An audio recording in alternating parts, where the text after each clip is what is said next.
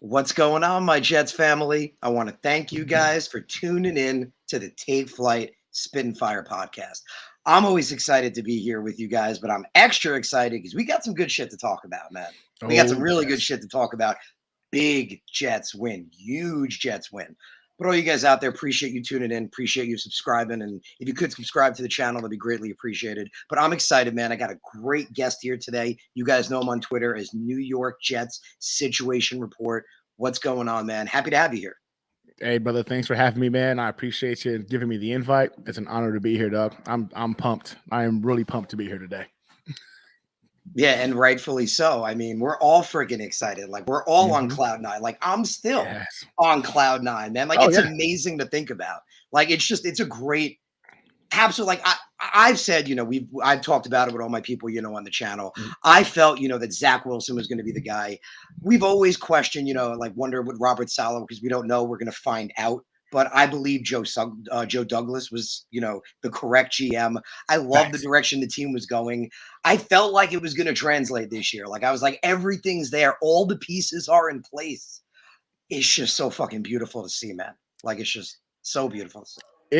It's one of those things where, like, I think Coach Haas said it best, right? There's those that believe in faith, and then those that have to see it to believe, right? And I think a good portion of us that are like legitimate, passionate fans about the New York Jets have believed in faith that this was it, man. This team was headed in the right direction. The GM was doing the right thing. Coach Sala, you're right, was a big question mark, but we've seen glimpses of what we're hoping he could potentially become. One thing we can all agree on is that he is a leader of men, and that team will literally run through brick walls for that man. And that's a very, very important component. He has never lost a locker room, even through some very, very bad times, which tells you that once the winning, obviously that's happening now, continues to go on, that's only going to strengthen the culture of that locker room. And those guys are going to not want to lose anymore because they're seeing the benefits of it, man. It's it's amazing when you believe and the faith you have in the organization is starting to come to fruition, because you know what I'm saying? Like, we've been waiting for this for a very long time, a very, very long time. Yeah, no, that without a doubt, man. And that's really what it is. I know for me myself, like I talk about all the time, with my people on Twitter and all that, all you guys that follow me. I'm a huge Jet fan. I've been a Jet fan my whole life. Like my Jethood, I talked about it, when I first got on Twitter a few years ago, dated back to my grandpa taking me to games when I was a kid, my going to games with my dad when I was a kid. I always felt like there was that amazing family connection. And that's why if you notice, on my show, it's a big thing with me. I always introduce is what's going on in my Jets family because I Yep. feel like we're all family, like we all care about each other. It's such a connection that is so freaking deep because it's a connection, like you just mentioned, built unfortunately by pain, right? Built Yes. unfortunately by scars. And it's Yes. made us so deeply connected and rooted to each other that, yeah, we had great years when I was a kid, like with Parcell. And that's why I remember, like, I forgot whose show I was on, but he brought up how, like, young Jet fans grew up after the Sanchez era. And I'm like, I never thought about that. And I feel so I freaking feel bad for bad for them. them. Like, I Yeah, I never feel bad thought of for it them. because that's not me. And then I thought Not about it and I was like, shit. I was wow. like, I looked at the camera and I'm like, I'm sorry. Like, I never thought of it before. You know what I mean? Because I grew up in the Parcells era with, Right. Chad Pennington was my guy. Yeah. I still firmly, and I'll go toe to toe with anybody, I firmly believe that if he had stayed healthy, Chad Pennington would have been as good as Tom Brady. That dude 100%. was the most accurate quarterback to ever play the game. Like, I 100%. think instead of him having 7 or whatever number he has now, him and Chad would each have 3 or 4. That's what I 100%. honestly think. I'm with you 100%. I think Chad Pennington is the greatest quarterback that never was. Injuries unfortunately robbed him of his ability and his skill set, and it sucks. It sucks, right? Because that robbed us as a fan base as well. But man, you're right on the money, man. Like, I've never. I mean, again, 1998. So I've got to see some really good football, man. The Curtis Martins, the Keyshawn Johnson, the Finney Testaverdes, the Chad.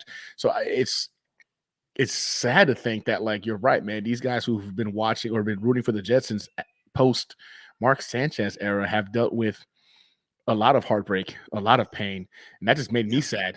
Now that I think about it, when you put it that way. And we know it because, again, it's like a part of our life, but it doesn't define our Jetshood is maybe, the way to No, put it. You know what I mean? Like exactly, when I thought exactly. about it as like this defines their Jethood, I was like, and I get it. Like, like we have our skepticalness. We all did. We're all Yeah, Jet fans. of Every course. time something goes wrong, we fall back to appreciate all you guys out there. Jets mess.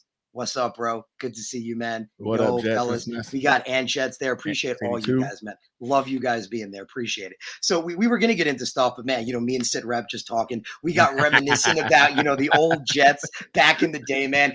How great was that? If you think about it, right? The combination of receiver, right? You had Coles, Moss, and Cribette as the slot Correct. guy. And then Yep. you had a quality backfield with Curtis Martin, and I always felt like, I'm going old school here, throwback. I always felt like Lamont Jordan was underappreciated, and that dude should He have saw more was. time. Like, I would have liked to see him be a 1-2 punch there, but it Right. is what it is. But you look at it now, it's like that's what we're talking about, that awesome wide receiver room. Well, now we got Garrett Wilson, right? Elijah Marshall Moore, Moore, and Corey Braxton Davis, Berrios, and Barry. exactly, Bruh. and Corey It's Davis. There's even more talent. And that backfield now has Brees Hall, who, man, yep. can't wait to talk about him, and Who Michael Carter. Like, this team is just stacked, just absolutely stacked. and what's crazy is like we've talked about obviously the obvious individuals that have contributed to the wins that we've had, right?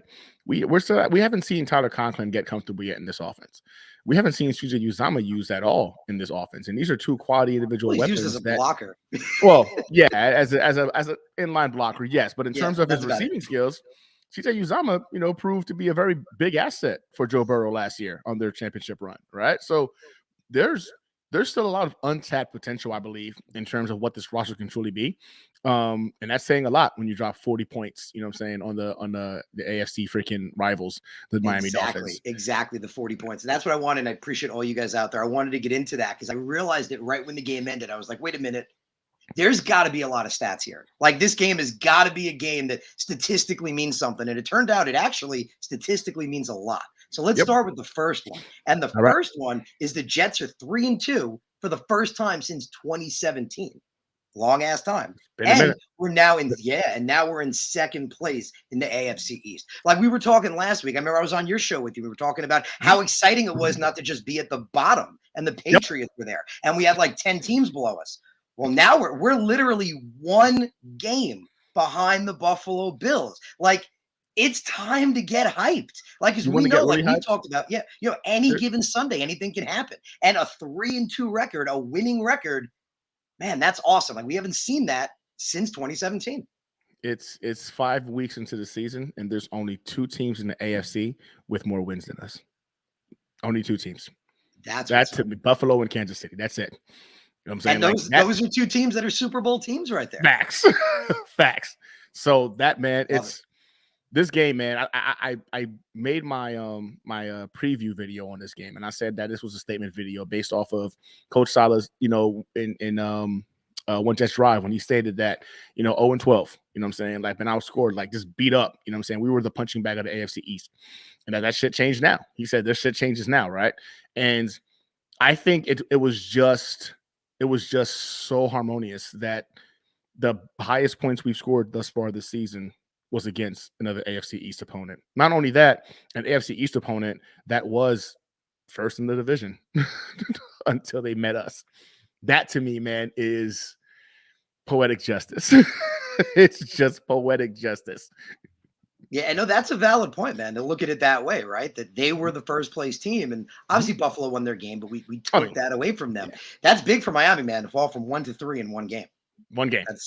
One game. That's big. Yeah, Yeah. that's big. But you mentioned the 40 points, man. I love that they call it a 40 burger. I just think that's really cool. I mean, I hear it and I get hungry, but I think it's a cool thing that they call it a 40 burger. So on that stat, we haven't put up 40 points since October 14th, 2018, which is almost 4 years ago. So we talk about trending in the right direction. That's the shit we're talking about. Like a record we haven't had since 2017. That many points since 2018. That's almost 4 years ago. I think another thing that's beautiful about it is how the points were scored. This is one of those things where we can legitimately sit here and say everybody got a piece. Defense got a piece. Offense got a piece. Special teams got a piece. Complementary football. And I mean, I before we jump into it, because I was watching the All 22 film, and I just kind of realized, like, man, the Miami Dolphins, man, really disrespected us early on in the game in terms of how they were playing defense. But I'll get to that whenever we start talking about the ins and outs of the game, because you're putting out some stats right now, bro. And I just want to keep you got more? You got some more freaking amazing stats? I'm excited, man. And that's what it was. Yeah. I just started digging and I was like, oh shit. Oh, look. Oh my God. So yeah, there's even another one. This one is actually the biggest one. That was our first game with 5 rushing touchdowns. No way. Yeah, man. Yeah. Because even Zach got one. Barrios was a rushing one. Yeah, it was 5 rushing touchdowns. We haven't put up 5 rushing touchdowns since 1993. And ironically, I thought this was pretty cool. It was against a Bill Parcells led New York Patriots team. Really? That's an interesting fact. 5 rushing. It's a long time. I mean, talk about a minute. It hasn't been a minute. It's been like a few hours. Like 93, bro. This is even during the Rex Ryan era, the ground and pound era. We didn't. No. I looked. I couldn't believe it, bro. I kept digging. I was like, no, there's got to be. What? Okay, I'm like, at one point, I was like, I'm 15 years back. I gotta freaking find one. Right. Then and then that's how far back it took. September 26, 1993 was the last time we had a 5 rushing touchdown. Well, because 5 is huge. I mean, you usually have a couple of passing. Like Zach didn't have a passing touchdown. He had a rushing. So I think it was just, the way the game was designed. And like you mentioned, I want to talk about that as well. You see the same thing. People saying Zach didn't have a good game. And I disagree. I think we leaned heavily on the running game because it was doing very well. And if you look at Zach's stats, they're not bad. No, not at all. Yeah. And everybody who's going to say that Zach didn't have they don't know football. I think people have been spoiled by the likes of watching Patrick Mahomes and Josh Allen and Justin Herbert. You nailed it. I say that all the time on my channel, that Mahomes is the exception, not the rule. Is the exception to the rule. Like, you guys are talking about arena-style football in the NFL. And those guys are doing it because a lot of times they have to. The team puts the onus on their backs to make it happen. We should be elated that the New York Jets can score so many different ways across the offensive line. I mean, the offense and defense and special teams. Like, it was a full team win, and everyone that says like, "Oh man, Zach didn't do enough," you didn't watch the game. I mean, literally, he went 2 yards away from having 3 touchdowns that game, 2 passing, 1 rushing, 2 yards away. You guys are going to say he did 66.7% completion percentage, 212 yards. Those are really good stats when you take into consideration he led 5 freaking scoring drives. 5 out of 6 times into the red zone, the Jets scored a touchdown. I don't understand. What more do you want from the kid? Like, what more do you want from this man? I don't understand. I just don't get it. I totally agree. And on the Zach conversation, that was another interesting one. This one I realized immediately, and it got me really excited. Zach Wilson's 2-0 on the season because last week was his first game. So he is 2-0 on the season right now. And this one I thought was interesting. Shout out. This one I'll give credit to one of the announcers for. I can't remember who, but he pointed this out and I loved it. He pointed out that this was the first back-to-back wins of Zach Wilson's NFL career. And that's what's up and I love it. Zach, I wanted to, talk about that, at the end of the game in Zach's interview, they asked him, like, literally his question was about, how do you feel after winning, having a winning record after 5 games? Love it. His response was, I'm excited, but we understand how long a season is and how many games we got left. It's about stacking these days up and moving on to the next one. And I'm like, guys, veteran response. What more do you want from a quarterback that just gave the Jets a better record than they've had in, suck at math, I'm going to say 5 years. 5 years? If I'm wrong. 6 years? But Bro, it's been a minute. 18, 19, 20, 5 years. Better record than they've had in 5 years. And he's like, he's more concerned about the next win. Like he said, stacking these days up, moving on to the next one. Bro, this is it. I've said it before with this mentality, but that's what you want to hear. Like, he gets it. It's all about, like we saw with the Finns game. Remember, we wanted the Steelers, but Saleh was like, next day, Finns were on the wall. Next day, we know what Zach isn't even processing the win yet. The game just won. He's like, when's the next win? When are we getting the post-game press conference, he was like, that feels good, but we still got another game next week against the freaking Packers. I'm like, I love this kid. I don't understand the hate, man. Like, Zach Wilson has shown us progress, and people are going to say, oh, like, he's had a couple of good games, but no, it's not true. This is a carry-on from the back end of the year last year when Zach came back from injury. This isn't just him putting two good games together. We saw Zach Wilson do some amazing things last year against the Buffalo Bills, the Tampa Bay Buccaneers, the Tennessee Titans. He had some amazing games, and this is carrying on into the season. Everybody keeps judging Zach based off of the first 4 games that he had. No one takes into consideration. I was really the fact that, judging him off that first interception. Like I hear people, there's oh like my the god, first yeah, pass the of one, season the was one an in interception. preseason. Oh my god. Oh my god. Oh I my was like, lord. we're doing If that's this your now? argument, I don't even want to have that argument with you. That's Dog, crazy. It's like people that had this started, they don't like Zach Wilson. You can't show them logic. It's fine. That's cool. It's understandable. It was the same thing during the draft process. Yeah, and you've seen it. People were like, "Oh, Justin Fields," and I'm not gonna lie to you. I was one of those guys. I said Justin Fields should be the second guy taken. Man, thank our lucky stars. Justin Fields is not the quarterback for the New York Jets, because seeing just his demeanor in general, how he's struggling in Chicago, and granted, he doesn't have a lot around him, but Zach didn't have a lot around him last year either. And somehow, some way, he still found to scrape a couple of wins out of last season. And he never held his head down or blamed anybody or looked depressed like he wanted to kill himself or started talking about how he's not happy with the organization. Like, those kind of intangible traits matter so much, especially in the quarterback position, that when somebody sits or we should have got Justin Fields, I'm like, what have you seen in Justin Fields that makes you believe this guy would have been the savior? He was the one we should have gotten by Zach Wilson, who's shown us progression from last year to this year. Man, I think a lot of Jets fans, man, have, what is it called, Stockholm syndrome, where they're so scared to be happy because like they've been kidnapped by bad quarterback play for so long that it's impossible to believe that finally the Jets got it right. They got an individual that can be that top 10, top 15 guy in the NFL. And no one is saying Zach Wilson has to be the number 1 quarterback in the NFL.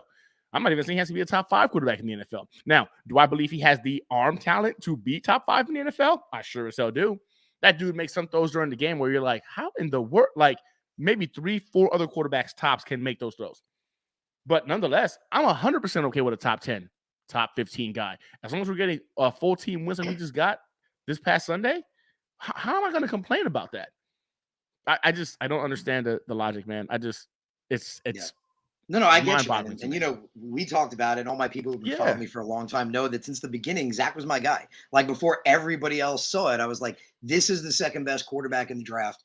I don't get why nobody sees this. I think it was like mid-December, something like that, ish around there. And that was when Fields was the unanimous number 2. And everyone was telling me I was nuts. I was out of my mind. But I kept talking. I kept talking about all the things that I look for in quarterbacks, all the boxes I check, and he checked everything. I loved what I saw in him. And we talked about it week 1 too, right? Everyone was down on his performance. And I was like, I thought he played a good game. Like some people even said he was and then better in the fourth quarter.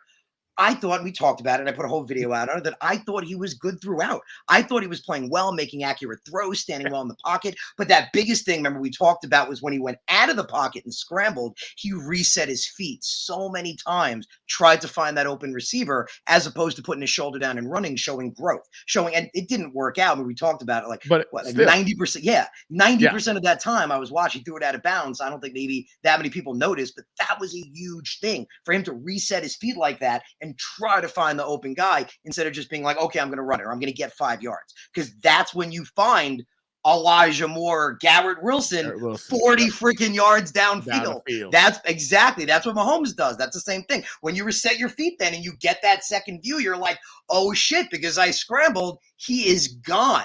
So I love it, man. And same thing in this second game. Like I said, I felt, week 1, he was good. I loved everything I saw. My take was not that he was better in the fourth quarter. I thought the team played better around him in the fourth quarter, and that elevated his play. But going to this week, he only had 210 yards, but he only threw the ball 21 times. We have to remember that. He averaged 10 yards a throw, which means every time Zach Wilson had a completion, it was a first down. Exactly. You can't argue with that. Like every time the ball was completed, it averaged a first down. That's freaking awesome. He didn't throw any touchdowns. He didn't throw any, but he also didn't throw any picks. And he had that really sick rushing touchdown. So the rushing was amazing, man. Yeah. I mean, just insane. He had a rushing touchdown. Carter had 2. Brees had 1. Braxton had 1. Everybody was eating. Beautiful, man. And that Braxton one, too, that was beautiful. Like his energy, him and Salah, because it was back-to-back. I put it out on Twitter. Salah's energy when the defense made the stop, and then Berrios' energy. I was like, this is what we've been waiting for, man. I was scared that Berrios got hurt, man. I ain't gonna lie to you. I was like, crap, here comes a concussion. I put a video out of my reaction because now that people keep asking about it now. So now the camera's in my living room. I'll just take a video of whatever my reactions, because I'm not the guy that can go ahead and do a live stream during a game. I'm too passionate, too vocal, and I don't need people seeing that up and down. I just don't. Like, it's because it's a roller coaster. So I just posted a couple of my reactions, to the big plays, and I thought he was concussed. And I was just like, man, hopefully that doesn't mean he's out for next week, because right now it's looking like they're taking this concussion thing to the extreme because of the Tua situation.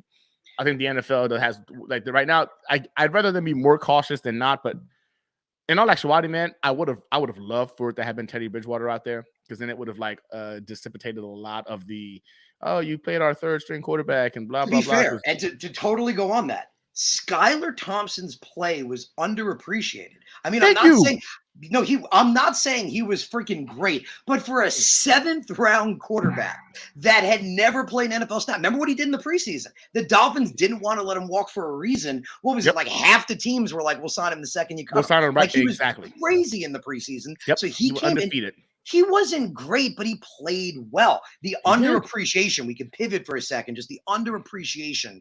Dude, Sauce and DJ.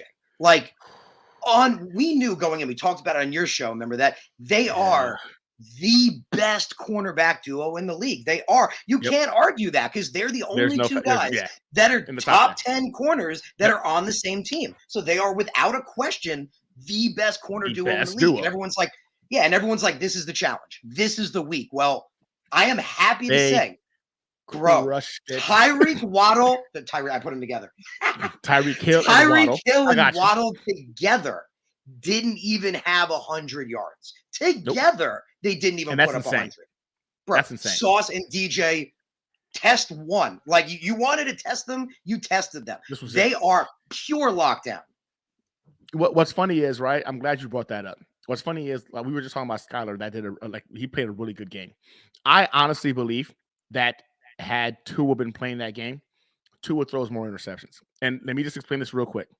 Because Skylar, I think, realized when he went to go look for Tyreek or Waddle, there wasn't space.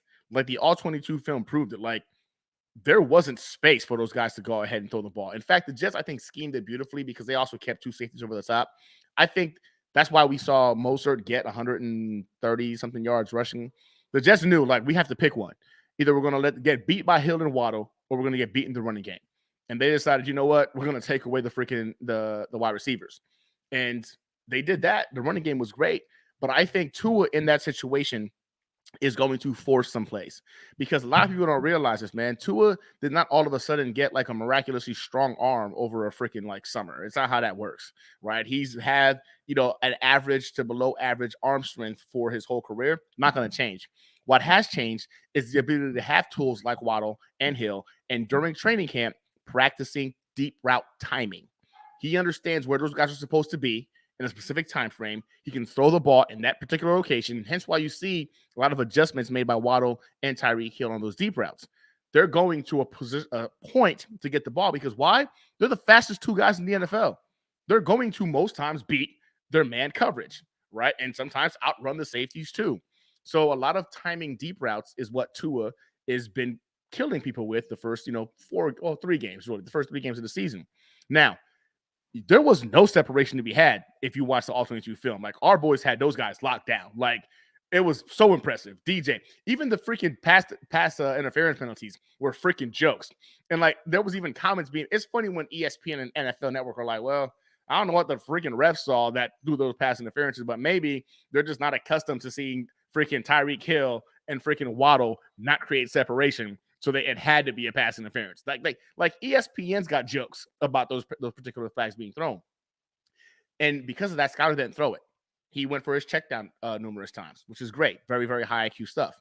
I think Tua, that's playing more so to keep his job, because let's be honest, man, after this year, if he hasn't shown something, his injury history is very relevant. I think Tua knows he's going to be relegated to a perennial backup if he doesn't go ahead, just excel this year. So I think he would have taken more chances in that game, and I think that would have resulted in some interceptions. DJ Reed had that almost beautiful one out of bounds, one-handed catch. I mean, he didn't get the feet down, but I really think Tua in that situation, depending on those deep timing routes, would have cost his team more interceptions, because he's playing to keep his job. Whereas Skylar's like, look, I'm just trying to go ahead and not lose my job. Like big difference. So I I think Scott, like you said, Skylar is highly underappreciated, but even more so, our defensive backs, they lock down the two. I think the best duo and wide receiver group in the NFL. Both of those guys are in the top 5 in terms of freaking passing yards. So by definition, like you said, these two are the best duo in the NFL when it comes to freaking receiving. And No, they are. RDBs Yeah. shut them No, down. they absolutely are. And just to give Sauce the shout out, I think I mentioned it. Trying to find the exact stat because I know it was low, which was absolutely beautiful. I can't seem to find it at the moment. But just to give Sauce, the absolute credit the guy freaking deserves. Like Sauce is amazing. And I think I talked about with you as well. We all figured, Sauce would become elite, right? Like Oh, he's amazing yeah. and he'll become elite. It takes time, right? There'll be a little Yep. bit of a learning curve. It's the NFL. Dude, this whole rookie class, it's insanity. How do 3 of them not have a learning curve? Like, even you could argue JJ doesn't Three really have JJ, one. bro. I would say Like 4. you could say 4 really don't. It's insane. It's crazy, man. So It, yeah, on the topic of Sauce, but what he's put down, like I have to look it up for this week, but he had the second most PDs we talked about of all CBs on the season yep. before this week. And every single week, his passer rating allowed was like equivalent to throwing it in the dirt or basically throwing it in the dirt. And this week was the same thing. Every week 1, 42.4, week 4, 39.6. I don't know if this week's in front of me, but I remember I think it was like 36 something, 30. It was below throwing it in the dirt. So we talked about, in college, that was the big thing with Sauce. That his career completion percentage was lower than 39.6, which meant statistically, it's stupid to even attempt to throw it his way. Yeah. It's just a bad idea. Like you're better off not even trying. Yep. I can't believe that is translating to the NFL already. Like I would have figured, okay, maybe halfway through the season. Yep. Bro, like I had him. It's crazy. He shut down Jamar Chase. He did. Craziness. He shut down Mark Andrews. Guys that you figure, okay, if he gets the best of Sauce, we get it. He's a rookie. And then we're like, that. What? Bruh, I think what's crazy about it is you're saying I thought it was going to take him a good season. It's the cornerback position. It's understandable. And exactly. The wide receivers are really talented in this league. Exactly. And this is a passing league now. Like you're seeing it every day. Like these guys are putting up numbers. And I thought, all right, let's be honest. Sauce is not going to go ahead and walk into the NFL and do what he did in Cincinnati, right? Like it's not correlate. But there's another gear, another switch that this kid must have because he was just like, oh yeah, I freaking dominated in Cincinnati. Oh, y'all thought that was the best I had. Let me go ahead and turn it up a little bit and do the same thing in the NFL. I thought he was a year away from showing us what his peak potential could be. What's scary is I just saw that Return of the Jedi. Rusty said it. I don't even think he's hit 75 to 80% of what he can do. Like I think Sauce right now every week, like you said, is getting better. Like he's a Super Saiyan. Like he's going into the levels of Super Saiyan right now. He is still training like in the hyperbolic chamber, and there's pressure all around him, and he just keeps getting better and better each week when he has to go ahead into tournaments and fight. Sauce Gardner is a freaking alien, and he's a New York Jet, bro. We are about to have. I really believe. Give this kid 2 years. I think maybe by even next year. We're talking about an all-pro defensive back on this team and a Pro Bowler minimum in DJ Reed. This is going to be a very, very scary duo for the next several years. And they're young. Doubt, man. They're exactly. They're young. DJ Reed's only 25 years old. Oh my God. He's the veteran in that room. Yep. At 25 years old. He's the old veteran at 25 years old. That was, remember, like we talked about, that's what I liked about our safety room, remember, at first, because they were like, okay, Whitehead's a vet, Joyner's a pretty old vet. They bring that veteran presence. And when we joked, like it was kind of the opposite. Like everyone was saying Joyner was going to be good. I thought he was going to be really good because all the reasons he should have been.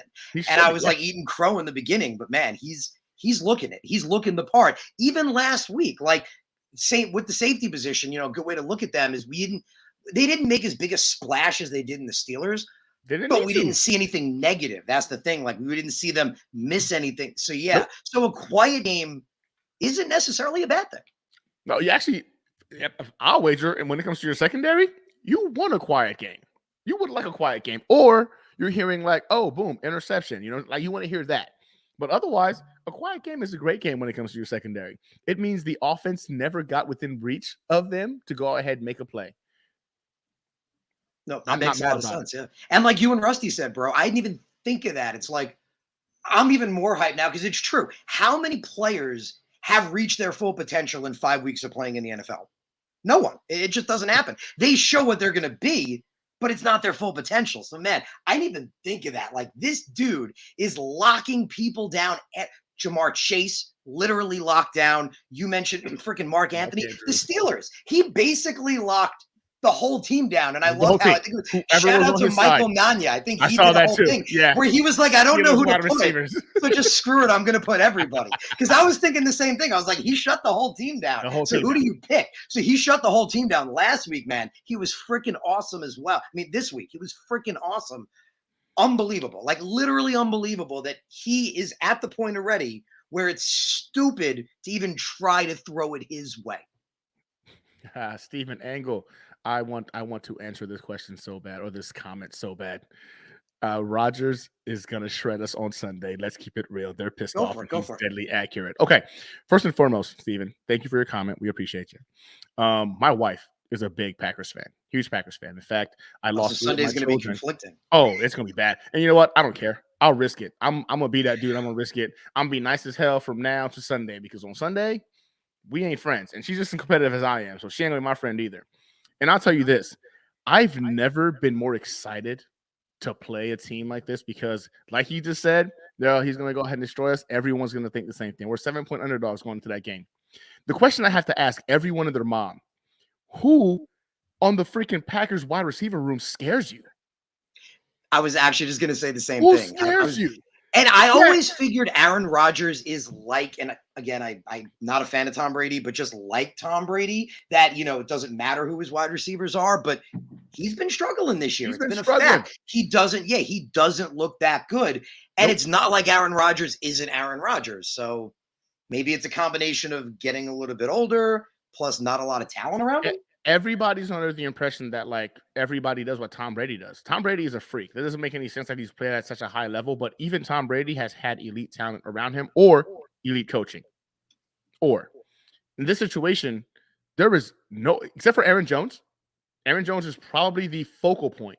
What we should be worried about in terms of anyone other than Aaron Rodgers. But Aaron Rodgers is a quarterback. He can't throw the ball to himself. Who are you scared of? He says we're not winning. All right, Stephen. Cool. Congratulations. You're a spectator, not a fan. Understood. Got it. And we do Um, appreciate your opinion, we Stephen. do appreciate your Everyone's entitled to their own opinion, but exactly. we got to But come out like you always got to believe your team can win, right? you You can always win. got to. I If don't care you're a who we're fanatic, playing. I I don't always feel care. like we can win. If we I feel get like we beat, can we do get anything. beat. But I'm not going into a game already like, oh my god, it's defeated. That's not a competitor's or a winner's mentality. Like I don't get that. I never will. Which is why I had to understand there's two different types of like when it comes to fans. So like there is absolutely nothing to be scared of right now with a struggling Packers team. Yeah. He's. Maybe their running game. I was actually Oh, I'm just, sorry. if You're you right. want to pivot to them a You're little right. bit, You're right. because our run. Remember, we talked about this on your show, like, and we could pivot to the defense for a sec. Against the Steelers, we saw a really good pass rush. Yeah. But that was against a really bad Steelers offense. Like before that game, Facts. even though Pickett came in and played well, they were ranked like I don't have exactly in front. I mean, they were like the fifth worst passing offense, ninth worst rushing. Like they were bad. And the Okay. safeties, same thing. I wanted to see that continue, like we talked about. See that momentum continue. I thought the safeties played well against the Dolphins.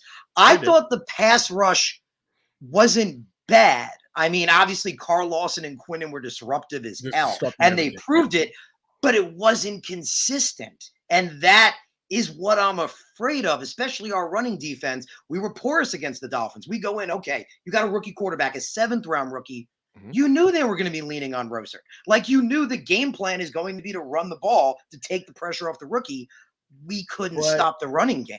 But I mean, I what do you think? agree 100% with what they did, man. No, it You had makes to pick sense. your But poison that's what I feel like because we it's should have either. known that. Like you have to know that's going to be the plan if But Skyler's the quarterback.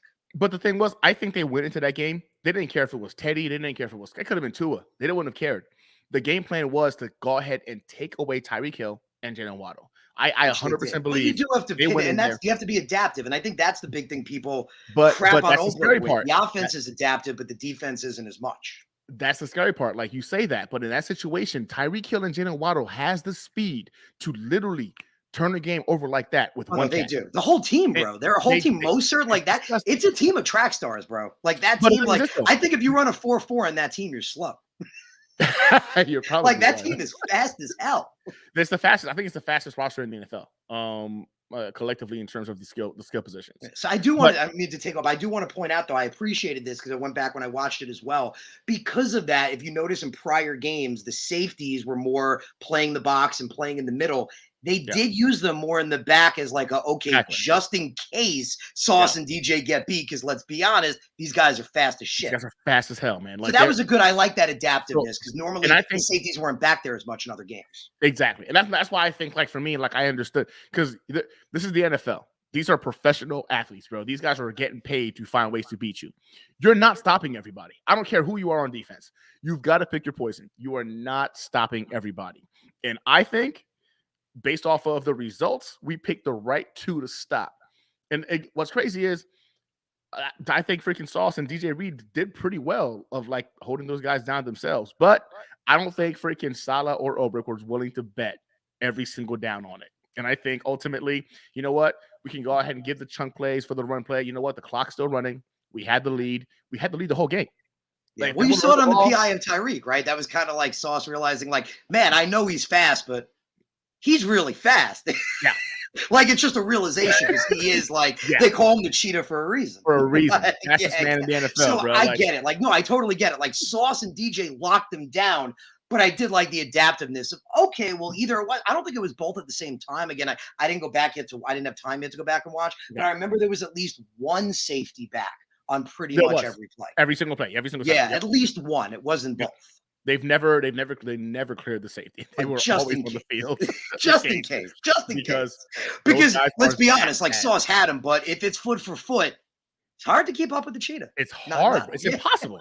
I was going to say, it doesn't really matter who you are. It don't matter who you are. And that's why I have to give respect to Tyreek Hill. As much as I'm kind of a hater that he decided to go to Miami vice us, adult decision, taxes are a real thing. And as when you get to the adult world, I get it.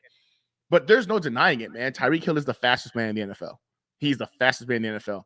And there's no defensive back backpedaling. Sauce was with him. And that's pretty what's much impressive about it. The whole game. The whole game. Yeah. There was once or twice that I went back and I watched and I was like, 95% the whole game. Exactly. Something like that. Which means Sauce has a gear, man, that I don't think any of us are even aware of because Tyreek Hill, bro, like no one else in the league has been able to do that. Step for step with and Sauce has freaking got 4 inches on him and these long arms and limbs, which speaking shouldn't result in quickness in terms of twitchiness, more of long speed perhaps, but he matched and mirrored his freaking hip movement, everything. Like it was Sauce Gardner is terrifying, bro. And it was like I remember in the offseason, like before we drafted, people were comparing Sauce to Antonio Cromartie, and I was like, I like the measurable comparison. That was but Antonio was nearly as twitchy or fast. Like not nearly as twitchy and fast. It's awesome. I would say I'm not gonna lie to you. I watched Antonio Cromartie. I loved Antonio Cromartie back in the day. I loved him too. I think he was faster, but the thing is this: he didn't have the twitchiness or the fluidity that freaking Sauce has. And I think Sauce has a higher IQ than Cromartie. Like I'm sorry to say it, and I know it's still early, but I would give Crow the speed. I think Crow had him in terms of pure speed, but in terms of game speed, Sauce's game speed is just different. Like you put him and Cromartie in their primes, like to run a 40, Cromartie's gonna win. Cromartie was, I think, at the time, the 4th or 5th fastest player in the NFL when he came out. Like that dude was fast. But in terms of game speed, a lot of times people don't realize there's a huge difference. You're not gonna see, what you can run in shorts for 40 yards in a game. Like there's a lot of stop and go ability. Like I think game speed wise, a Sauce is faster. Yeah, and while we're talking about Tyreek Hill, just to have some fun there, bro, how about the Quinn and Williams stiff arm? Like, oh man, like I want to know what was going through Tyreek Hill's head in that moment where he's like, I can tackle Quinn and Williams. I don't. I want to know what was running through his brain because I'm like, I'm 190 pounds. This is a How is this equating? Like Quinn was just like, fuck out of here. He's like, what the hell are you doing? Get out of here, man. I'm trying to get to the end zone. Bro, he blasted him. Dog, that was I love it. It sounds messed up, but it was my favorite play of the game, right? Just Dude, because no, we of loved it. it Every being dude, Tyreek MetLife Hill went crazy. went The stadium wild. was like shaking. I love it. Oh man, I'm telling you, man. Like I think that uh that play, but I'll give Tyreek Hill this, man. Like you got to be a freaking dog, just a straight dog, to go ahead and freaking put your put your body out there to try and stop a man like that. Ah, crap! If I don't stop him, he's going into the end zone. I'm gonna give him props for that. You got to be a straight dog to do that, man. Like, because most people would have been like, "Let me go for these legs." Up, didn't work. All right, well, I tried. Nah, he put his body out there, and he got a dun up, not top 10 play of the game result for doing it. But man, that stiff arm was pretty. It was very very pretty. Yeah, without a doubt. So shout out to all you guys in the chat. Bring questions, whatever you guys are thinking. Bruce brings up, and I get it. He's at all caps. He's like screaming it. He's like, for the love of God, get rid of the fossil that is Joe Flacco and Mike White. Dude, you're preaching to the choir. You guys know who've been following me. I wanted Strevler. Like I was like Strevler, QB2. He fit our offense perfectly. But again, hopefully we don't need any of those guys. And that's how we should be looking at it. Like it's Zach Wilson and only Zach Wilson, and no one else is playing quarterback Facts. from here on out. So it shouldn't matter. But that being the case, I mean, Flacco's there for the year right now. He's being paid. I don't think they're going to cut him in the middle of the season. No. I don't think Mike White returns, but I would love to see Strevler get a chance, like at least as a backup. I mean, I loved him in the preseason. Like I kept saying it, like before Zach came back. My big thing was okay. No matter what this offense does, I want it to get going. Like I want momentum going and confidence building, so that when Zach comes back, it's not dysfunction. So obviously, it wasn't happening with Joe. It happened a little bit. Now, in the beginning, it wasn't happening with him. Man, Strevler infused life into that offense in the preseason. He's got the energy, he's got the swagger, and he fits the mold of what this offense needs. He's a mobile 100%. quarterback that falls out of the pocket, finds plays, makes plays with his feet. Man, I'm with you, Bruce. I 100% would love to see Strevler elevated. But to be honest, I think at this point, again, it's Zach and only Zach. I think they're just going to ride it out with Zach, Joe, and Mike. Yeah, I agree. There's no reason to go ahead and cut nobody right now mid-season. Joe Flacco has brought that veteran leadership they all talk about, right? Like, let's be honest, the man did win us a game, right? Granted, Cleveland Browns kind of like, they kind of messed that one up, but he capitalized and won us a game too. And come on, man, Mike White still got that freaking beautiful victory, third string quarterback, which we can kind of use against. Yeah, the but argument. he is kind of sitting on the laurels. Like, oh, bro, he's got that one game, and he's just chilling on his laurels. But the thing is, once we cut him, I bet you money he gets picked up. I bet you he'll get picked up based off of that one game. It's the NFL, bro. Like people are, and quarterbacks are expensive, a commodity. Yeah, no, someone will definitely. So. Yeah. But now I'm with you, man. I think Strevler should definitely be elevated to the backup. And then the thing is, Zach Wilson needs to stay healthy, man. We need to see him go through a full season, which I'm purely excited of seeing, hopefully next year. But let's be honest, man. He missed 3 games this year, and I think he could have came back by week 2, but they were being cautious, which again I can appreciate. Zach Wilson's gonna have 14 games under his belt this year. It's not bad. It's not bad at all. Next year we want to see the full 17. But yeah, I would definitely put Strevler at number 2. There's no way Joe's coming back next year, and I don't think Mike White is on this team either next year. That's just. I agree. I do agree, and I think that's kind of why, in my opinion, why they've kept him on the practice squad, because maybe that's the anticipation. Yep. But we'll see. I definitely get Joe's not coming back. He's probably going to retire. I mean, I would be surprised if he didn't retire, especially after the kind of the inconsistency he had this year. So I see him retiring, but shout out to Jets Chaos, bro. He's giving you a compliment. I love Chaos, that, man. My bro, guy. What's up, Jeremy? What's up, bro? Great to see all you guys, man. Oh, that's so funny. Man. I got to meet Chaos in person, man. Oh, you did? The game opener. Nice. Yeah, man. Like awesome cat. Like it's one of those things where like you see like people on YouTube and you really never know what you're gonna get, right? They're gonna be cool, or is it a personality? Like is this a facade? Then you meet him in person, and I'm like, oh man, Chaos is exactly like Chaos. He's as real and authentic as it comes. Pretty awesome, man. Shout out to Chaos, Dark Soldier. He's another real one. Love that dude. How y'all doing today? Yeah, man. Appreciate all you guys in there. Love it. Yeah, we got Dark Soldier. What's he got going? It's a room where pilots fly, but this ain't important right now. Love it, bro. Good stuff. Good stuff. Yeah, if you guys have anything you're thinking, but just talking back about to pivot to Sauce, like we were talking about, man, what about that freaking, I mean, he did hurt Teddy, but it was a clean hit. It was an 100% clean hit. Bro, he blasted him. Like Sauce, underappreciated. And that was the big thing, talking about good corner play. Having good tackling from corners is a very Yep. underappreciated thing, Yep. setting that edge.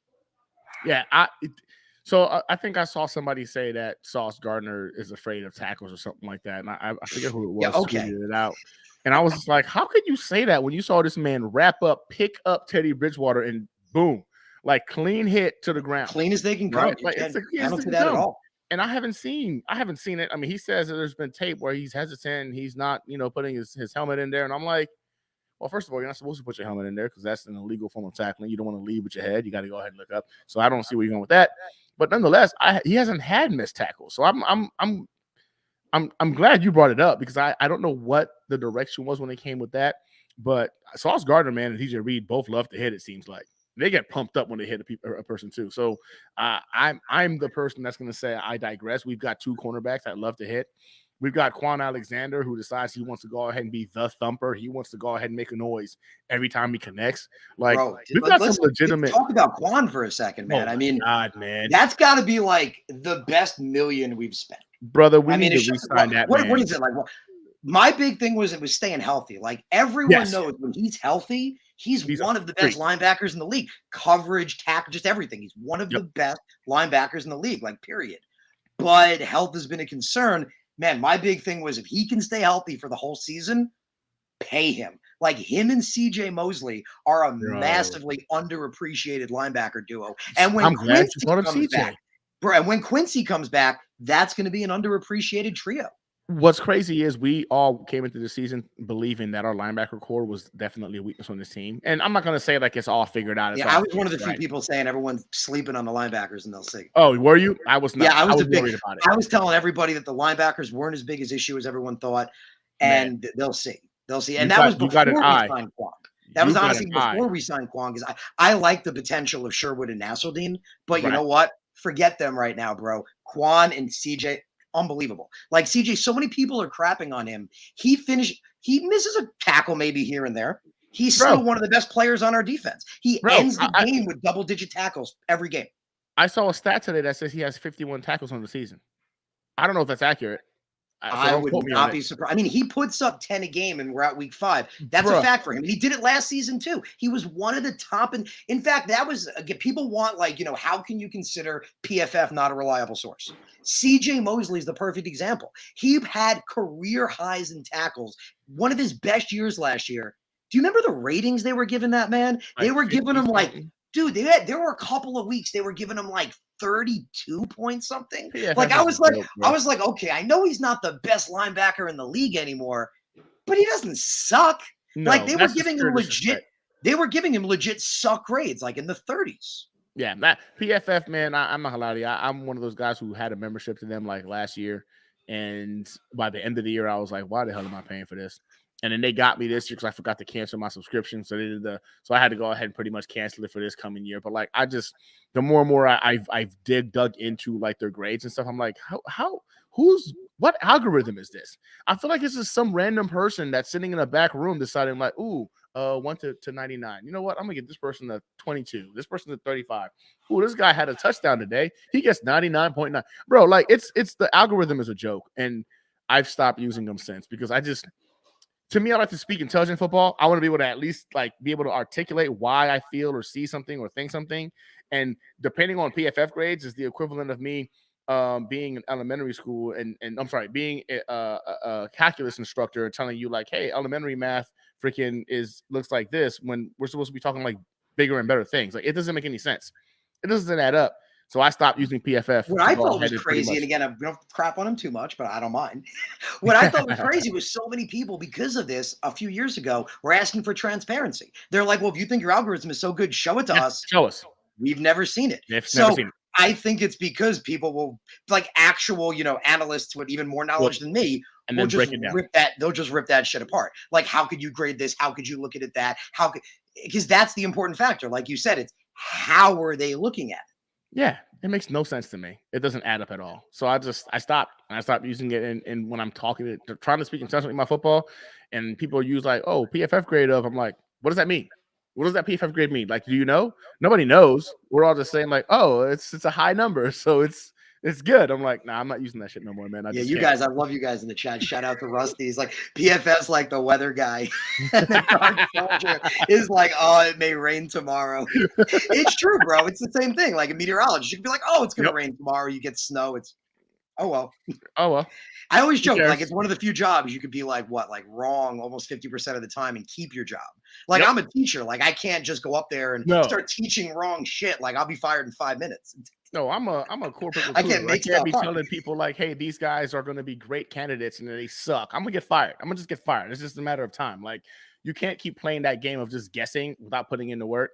And bro, PFF does that like remarkably well. And I laugh because I'm like, man, I actually made a comment for PFF George a little bit ago. I told him my son is 7 years old. He watches football sometimes and likes to go ahead and get a job at PFF. Like, what does he have to do since knowledge obviously isn't a prerequisite? So I struggle to understand like how these It guys might are. be I'm assuming I could be wrong. My assumption is they went for people with more of a mathematical, statistical background as opposed to a football background. Man, But I could be wrong. I That's mean, my assumption. whatever they're using, it's not accurate. I mean, at the end of the day, like we all can agree. Anybody who watches football be like, that doesn't make sense. That just doesn't add up. So the algorithm they need to just get rid of it because it doesn't make any sense.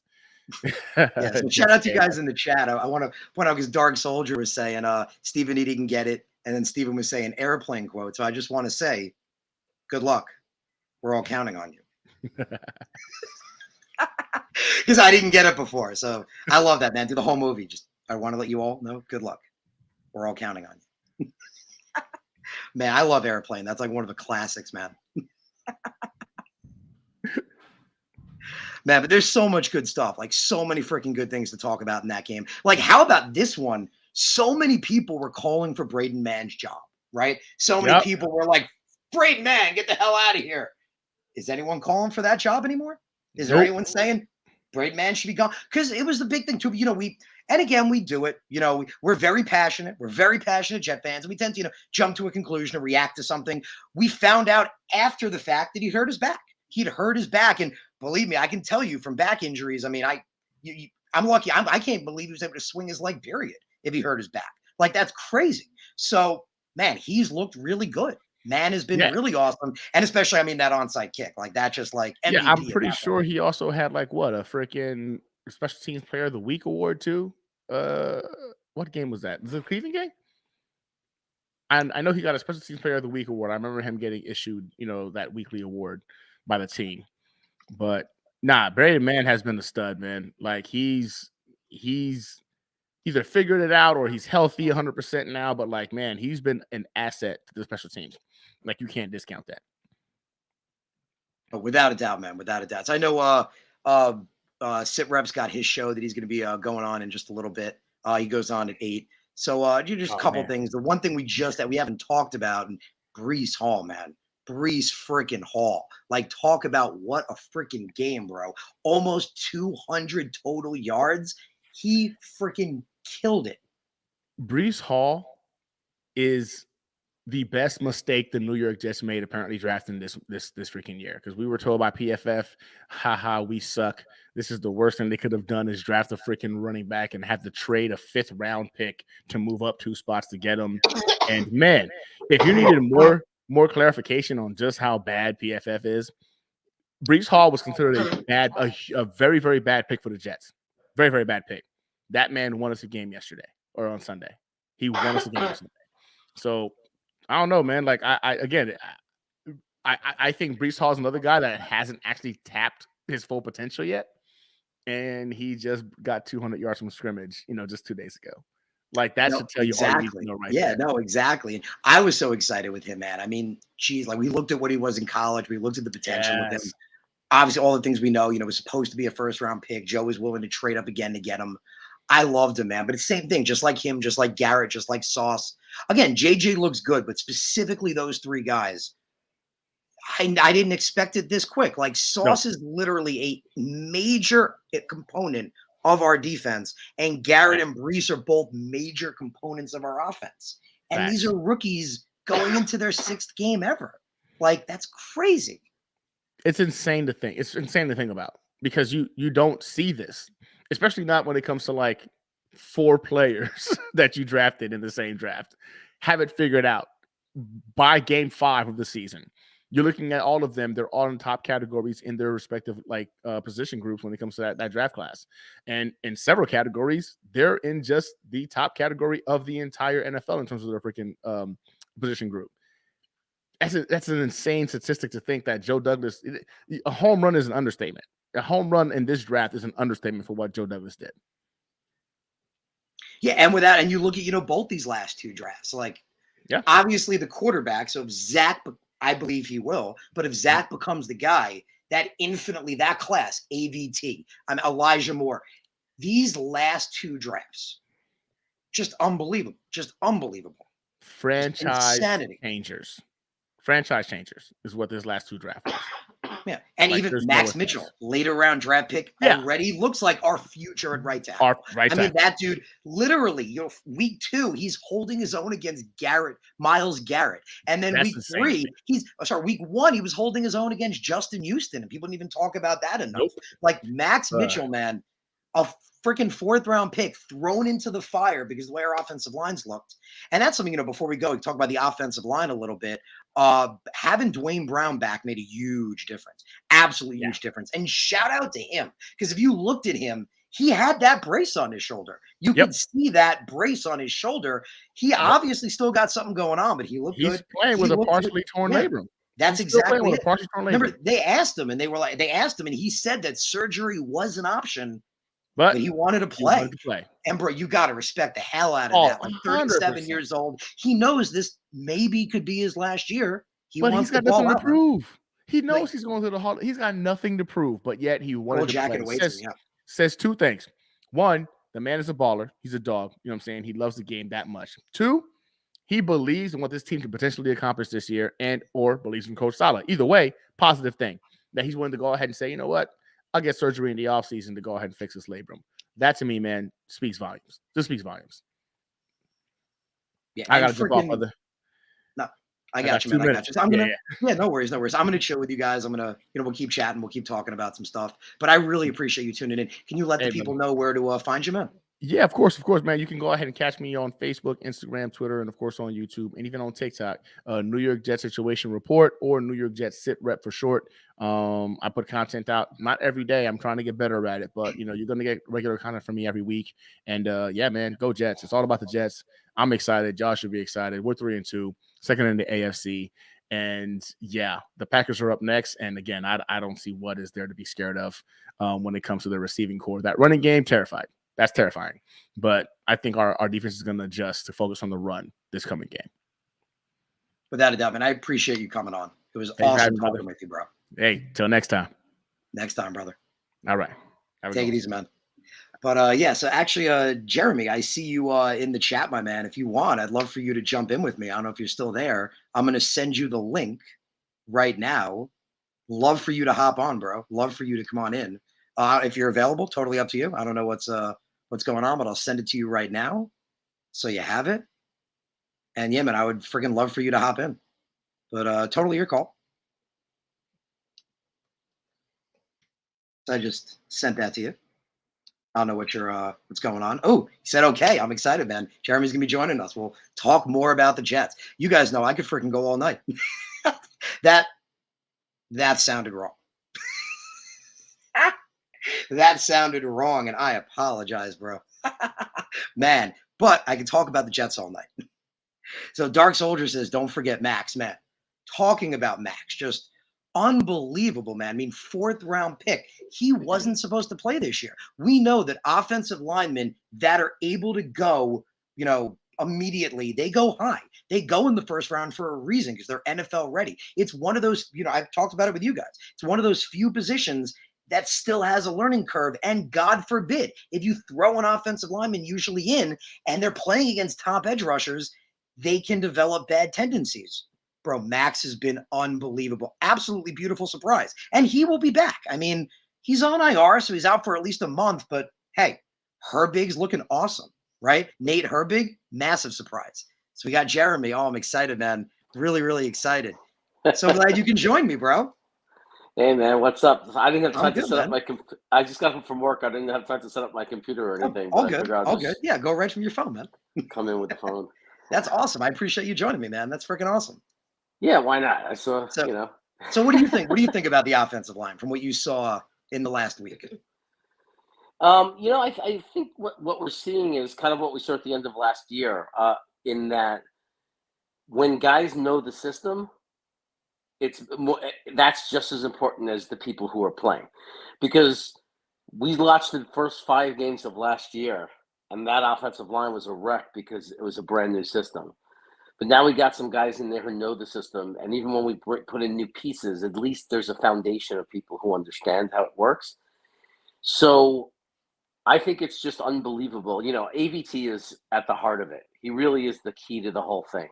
And as much as people don't want to admit it, because some people don't like him, our center McGovern is actually pretty good. Dude, And I got to admit it. I was one of the few people that was yeah, not that huge fan of him. Yeah. yeah. I mean, look, he's a better than average NFL center. And I think a lot of what impacted him, I'm trying to get some more light in here. A lot of what impacted him is one thing that he hasn't been great at is he doesn't adjust quickly to new schemes, right? He had a different scheme every year for the first 3 years he was a Jet, it seems like. So um, now he's coming, because he always would do better at the end of a season than in the beginning. And now here he is, and he's starting the year in the same system. And he's like the solid anchor guy. He's probably the one in the huddle. Like he's probably the one telling some of them what they're doing wrong, or because there's so many different parts and pieces coming in and out. So look, he's a better than average center, and he stays healthy for the most part. Knock on wood. Can't Knock 'em, complain. and that's true. Can't They say, complain. right, the best ability is availability. Yeah, It's yeah, 100% true, especially man. Yeah, especially the no, way without a things have been doubt. going for us. That's Yeah, Man, that yeah, is a fact. That is a fact. We joked about it, like that our offensive tackle this season has been like a freaking Greek tragedy. It's been crazy, yeah, but it's looking good right now, man. I mean, it's crazy to think that through all the crazy shit we've gone through at offensive tackle, that Dwayne Brown and AVT could be a really awesome duo at tackle after all the craziness we went through of like we don't have a tackle. And Max comes back at one point and on to, like what Jeff was pointing out, Herbig's looking pretty good. Like Nate Herbig stepping in had a pretty good game. The first week he played, he was going against Haywards. He got beat a couple of times.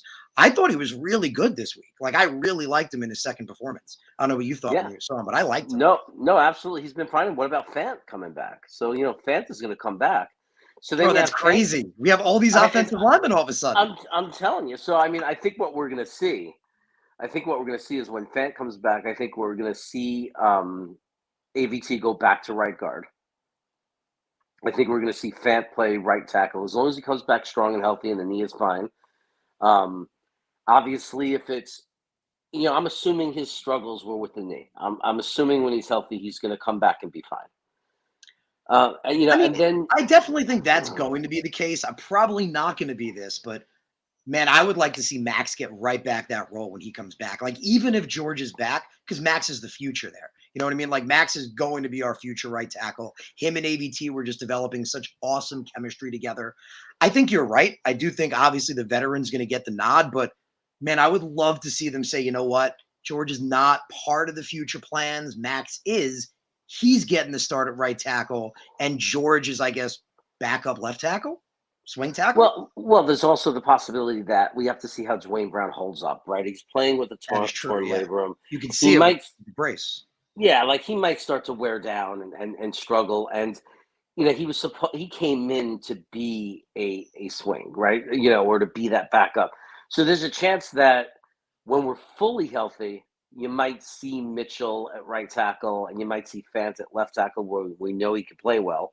And if as long as he performs well, you might see the opportunity for us to keep Brown resting, healing, as healthy as we can keep him, and then he's there if we need him. And he's a security blanket to know we got a veteran guy, a super competent guy who can come in and do the job instead of leaving him out there every week and waiting for him to wear down and then, hurt himself more where he can't play. And then you put in Fant, and now we have no security blanket. Like, wouldn't it feel great to just get Dwayne Brown as healthy as possible, having him just sitting there if Fant is playing well and Mitchell, Max Mitchell is playing well, and then have that depth. Yeah, and he's still a young dude. I mean, what is he, like 25? Something like. I mean, do you think if he keeps playing well, maybe he could somehow factor into a plan potentially? Because what's interesting, and he played better this week. I think Lakin was better this week, but that's an interesting topic of conversation. Why is Lakin Tomlinson the worst offensive lineman on our team? That is not what we expected. It's absolutely puzzling. It's I guess weird.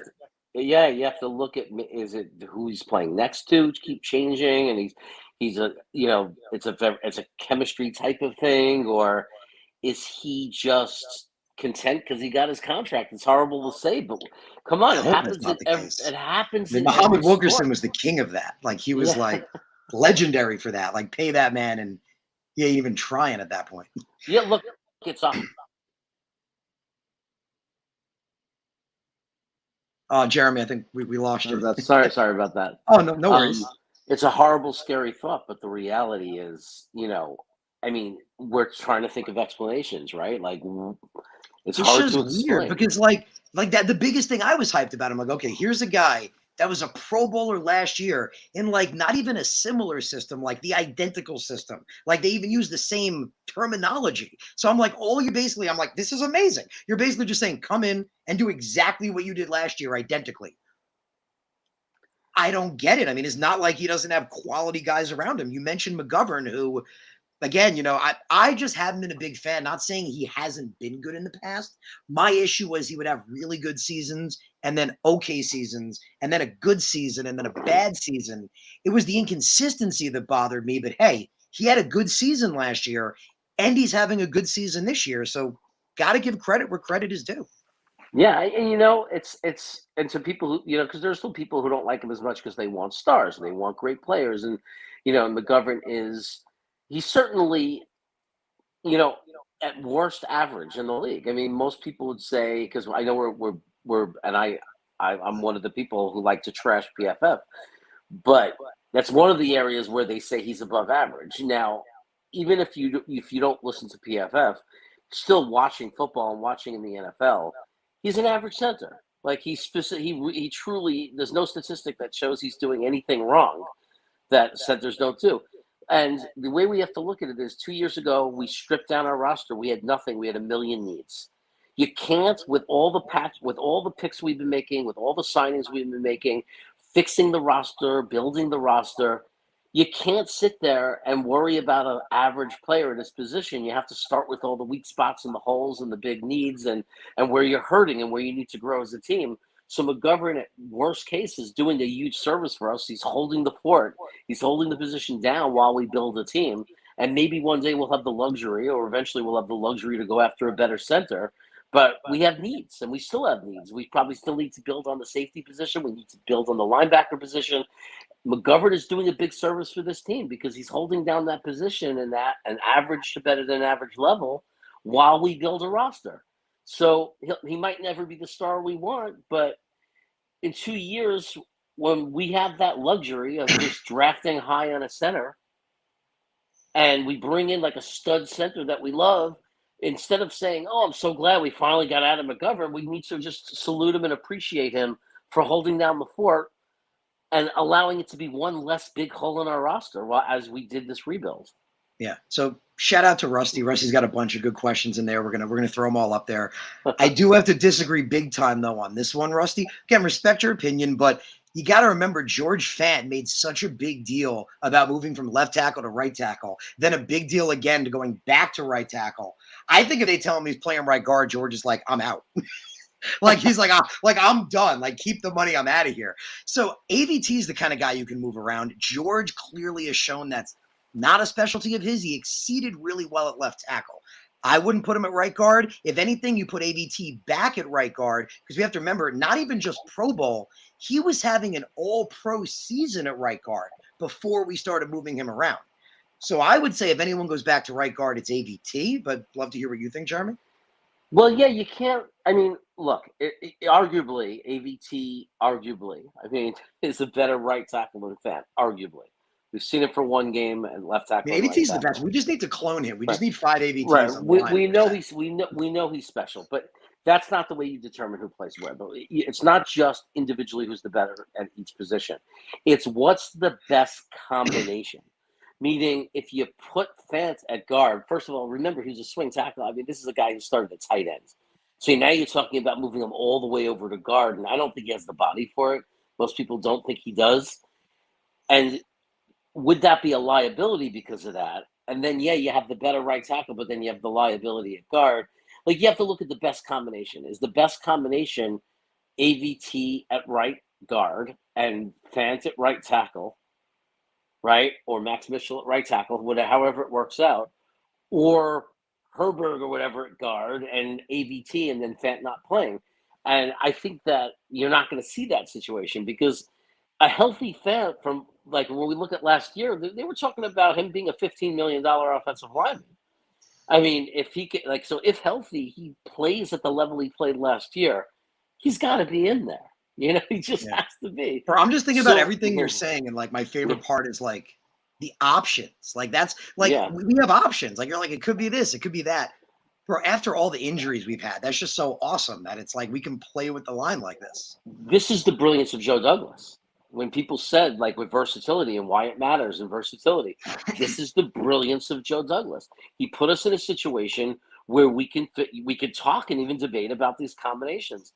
Look, I don't know that Fant can't play guard. I'm just saying that they wouldn't do it if he can't play it well. If he came in there and he kicked butt, he was an awesome guard, and he was able to make that adjustment, and that's what gives us the best five. Fine. But if he's not good at guard and that's not his fit, then even though he might be the better tackle, he still might be the better combo having AVT and him out there, with him at guard, with him at tackle. So it's just, I mean, look, it's a beautiful thing. We have tons of options. And most importantly, I keep saying it because of our injuries and our luck.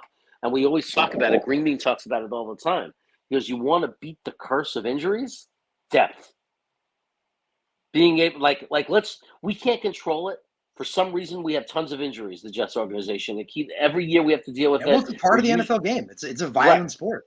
Yeah. It's part of the NFL game, but we usually seem to lead the league in it and get hit the hardest by it. Whatever it is, the best way to deal with it is the one thing you can control, and that's your roster and having the depth to be able to overcome those injuries. No, without a doubt, man. So Rusty brings up wanting to draft the center really high. I like it potentially. This is probably going to surprise a lot of people because you guys know center is a big thing with me. Like I was huge on Creed Humphrey. We all know what he became. I was huge on Tyler Linderbaum. Like having a really good center. The center to me, and I've talked about it with specifically Creed Humphrey, it's like the quarterback of the offensive line. Like that's the kind of guy. Having a guy like Creed is invaluable.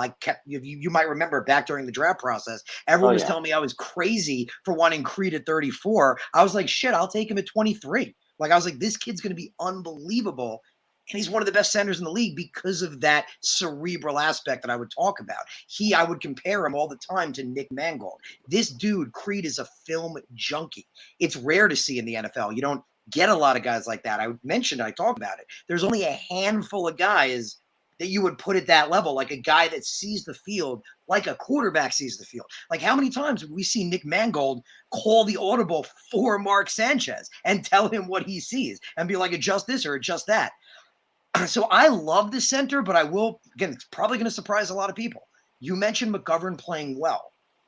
Our left tackle is a problem right now. Dwayne Brown is clearly not the answer. I mean, the guy's 37 years old. Max is the answer at right tackle.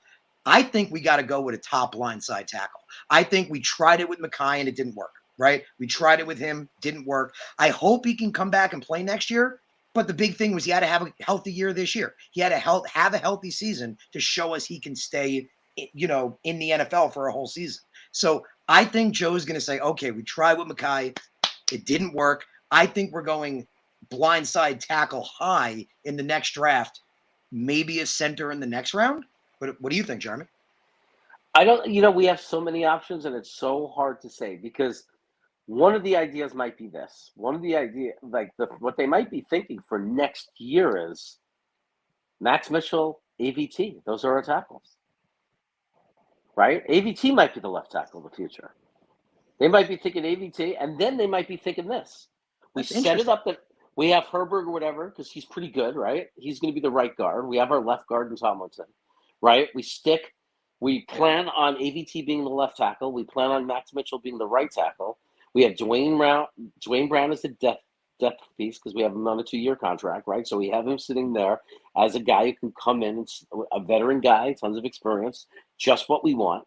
And then think about this. We're in a situation is, what if Becton comes into camp weighing 350, amazing shape, comes into camp ready to go, and has a ridiculous camp. He's blowing people away, clearing paths, and being Becton, like the good Becton we saw during the first part of the season. What do? Well, it's simple. Then you say, great. Like, we didn't count on Becton. We had a plan without Becton, but it looks like Becton is playing at a Pro Bowl level type tackle type of football. Okay, let's put AVT back at right guard. Like during camp, they'll just say, okay, we'll keep him another year at guard because we know he's going to be a future tackle if we want him to be. But we could put him back at guard, let Becton play left tackle the way, if as long as he's healthy and in great shape. If he wins the job back, great. If he's Becton that we saw, the best Becton that we have seen, that's awesome for us. And then we have Max Mitchell, Becton. You got AVT, you got Tomlinson. Maybe we draft a center. At least start, even if it's not going to be a center to play right away, but you got to start thinking of the future, right? But however that works out, and then imagine that you always have this option. If something goes wrong, if Becton goes down, we don't have to panic. We could move AVT to tackle. It's interesting. It seems like Matthew definitely, all you guys in the chat, appreciate you guys. Matthew definitely agrees. Matthew was thinking the same thing. I get Jess Met's opinion. He's so funny, man. Like, stop with all this blah Becton. The point is, Becton, and again, if he can come out next year, and I think that's the way it's going to be, it has to be a pleasant surprise. You know what I mean? Like, we can't go into this season counting on him for literally anything. Like, Right. If he can be the guy, okay, cool. But even if he can prove, like, let's say he can play a full season next year, I'm still at the point where, okay, he hasn't, that was his first full season in his whole career. So you're looking at his 5th-year option at that point. I feel like even if Becton proves he can be the guy, next year and play, I don't see them doing a 5th-year option. It's going to be very expensive. I see them trying to, maybe sign him on a cheaper deal. I feel like left tackle is a very important position. It's the only reason I don't want to get a top center. Like, normally I'd be like the best center in the draft. Like, I'd be digging in, finding that cerebral guy. Maybe he's a later round pick. I'm going to look for him. But I feel like that blind side is so important because, like you just mentioned, AVT, staple of the future. Max Mitchell, staple of the future. And AVT can totally play left tackle. Totally can. But if you look at what he was doing at right guard, he was having a Pro Bowl year. You know what I mean? Like, he can totally be a left tackle, and he looked like he was developing there. Like, he looked like that could be a position for him. But we have to remember at right guard, he was having a Pro Bowl year. Like, forget Pro Bowl, he was having an All-Pro year. He was, I think, the #1 rated running guard. Like, he was absolutely killing it. So I don't, and again, because Joe understands the importance of offensive line, and we've seen that, right? Like, doesn't get enough credit, right? Tried so many things, tries to fix it, tries this, brings in Dwayne Brown, tries to do all these things. I could be wrong, but I think he could look at it as, okay, well, Mackay, even if he proves he can be potentially the guy, we need to find that guy. But, AVT at left tackle is an interesting option. Definitely is. Well, I just think it's just a lot of people think AVT, if you got a guy who's capable of being all pro level at tackle, you can't keep him at guard his whole career. You have to eventually let him be that tackle because it's too valuable and hard to find Pro Bowl level tackles. So if AVT proves capable of doing it, you kind of have no choice. How do you just ignore that and not? That's why I said maybe 1 more year at guard, but how long can you keep a potential all-pro tackle at guard? It's kind of You it's a make a good difficult point. thing to do. You're right. A left tackle gets paid much more than everybody else. That's a very valid point. Right. Like if you have a guy that you're developing and you're playing him on the inside of the defensive line, but he's capable of being an edge who gets 15 sacks a year, you can't keep him, no matter how good he is, you can't keep him on the inside because you have the opportunity to have an edge who gets 15 sacks a year. You know, so it's the same thing. Like it's like if you have a guy who could play Pro Bowl level tackle, you especially on the left side, if you know, you have to. But you don't have to right now. I mean, he's still young and he's in his rookie contract, and we've seen guys play a few years at one position and then they develop into tackle. I don't know. Again, it's hard to predict because we have so many options. It's There are just so many options. Well, there's just so many. Another interesting one. What if Nate Herbig keeps looking awesome? Well, then maybe you can move ABC back to left guard and then have Max and Herbig next to each other. See, there's just a lot of interesting options. Yeah. Like, I mean, what if Herbig keeps looking really good? Because I felt like, again, week 1, he was going against Hayward. I thought he looked good but got beat a lot, at least a couple of times. Man, I thought he was really solid in the Dolphin game. Like, really solid. Yeah, I mean, look, these are good problems to have. Yeah. Yeah, no, you're right. It's a great problem to have. It's like we're trying to figure out who's going to be it. Yeah. But I think I agree. I don't think there's no possible way Joe Douglas is going into 2023 thinking anything about Becton. Like this kid, just whatever happens with him, happens with him. You go in with him as a non-factor. You're just prepared as if he doesn't exist, but if he comes into camp and he crushes it, Exactly, and he's awesome, then you just celebrate that and you say, okay, well, if he's going to play at that level, we'll play him until he gets hurt. You know, and if he doesn't get hurt, great. But you can't just pretend he's not there. Like some people are saying, you cut him. It's like that makes no sense. Yeah, I agree with that. It doesn't make sense. He costs nothing. And he potentially might be a great tackle. He's only 23, 24. He's potentially be an all-pro tackle. You can't just totally give up on him. We've seen guys start their careers with crazy injuries, injured for 2 years, 3 years, and then they end up going on to have great careers. Bro, I think Rusty's onto something. Like I'm like next year, let's see Q and Becton lined up next to each other. I mean, who knows? Maybe they could turn Becton into, remember William the Refrigerator Perry? We could use him just as a giant fullback option. Well, you know what? If you get Becton down to 330, I could definitely see him being a great defensive tackle if that's how he was bred and raised and played and put all his focus. I'm not saying they would ever do that in his career now, but if in college and high school they would have just focused on making him a run-stopping defensive tackle, he probably would have been great. You know, he might be just as injury prone, but he probably would be great. I mean, there's not so much of a difference when you're a great athlete, right? I mean, that's why you see athletes crossing over to different sports. That's why you saw Deion Sanders would sometimes come in. I don't know if you remember. I remember really well. Deion Sanders just come in at wide receiver and was dangerous. Like he could have been, if he never played, cornerback, and he just practiced as a wide receiver his whole life and that was his focus, he would have been an NFL star receiver. There's no question, because that's the way athletes are. Great athletes are great athletes. I mean, don't forget, the NFL started off with players who played both ways. Yeah, man. And shout out to Dom, bro. Dom, you got me wondering now. I know he was a guard when he was with the Eagles. I know he played guard in college. Did Herbig ever play center? I heard now he could I'm play center. Thinking. But, like, where does that – because I remember he was a guard in college, right? And I remember him being a guard with the Eagles. He may have been like he may have been a guard / center, and you just now never I'm saw wondering. it. Now, because I'm pretty sure – because let me look this. Yeah, so when he played for Stanford, he was a guard. Oh, wait, okay, okay. It says that he's exclusively played guard, but he was Kelsey's backup at center. Okay, that's interesting. I mean, the way we have to look at it is, again, I mean, we paid Lakin big money. That's the thing. Like, Lakin isn't playing to the money he's making, but now I wonder, we can't get out of his contract next year, right? I'm pretty sure it's at least 2 years. Yeah, I think out is in the 3rd year, right? Yeah, the guarantee is definitely full for 2 years, and then I was going to look it up. Even the 3rd year will probably get hit with some dead cat money. Yeah, I'm looking at it now. I'm pretty sure. We'll probably get hit with $3 million. Yeah, 3's not that bad. I mean, Technically, in year 2, dude, Joe Douglas is just a freaking genius. Like, Joe Douglas is just I've talked about it before, just another level, another level. Technically, you can get out next year.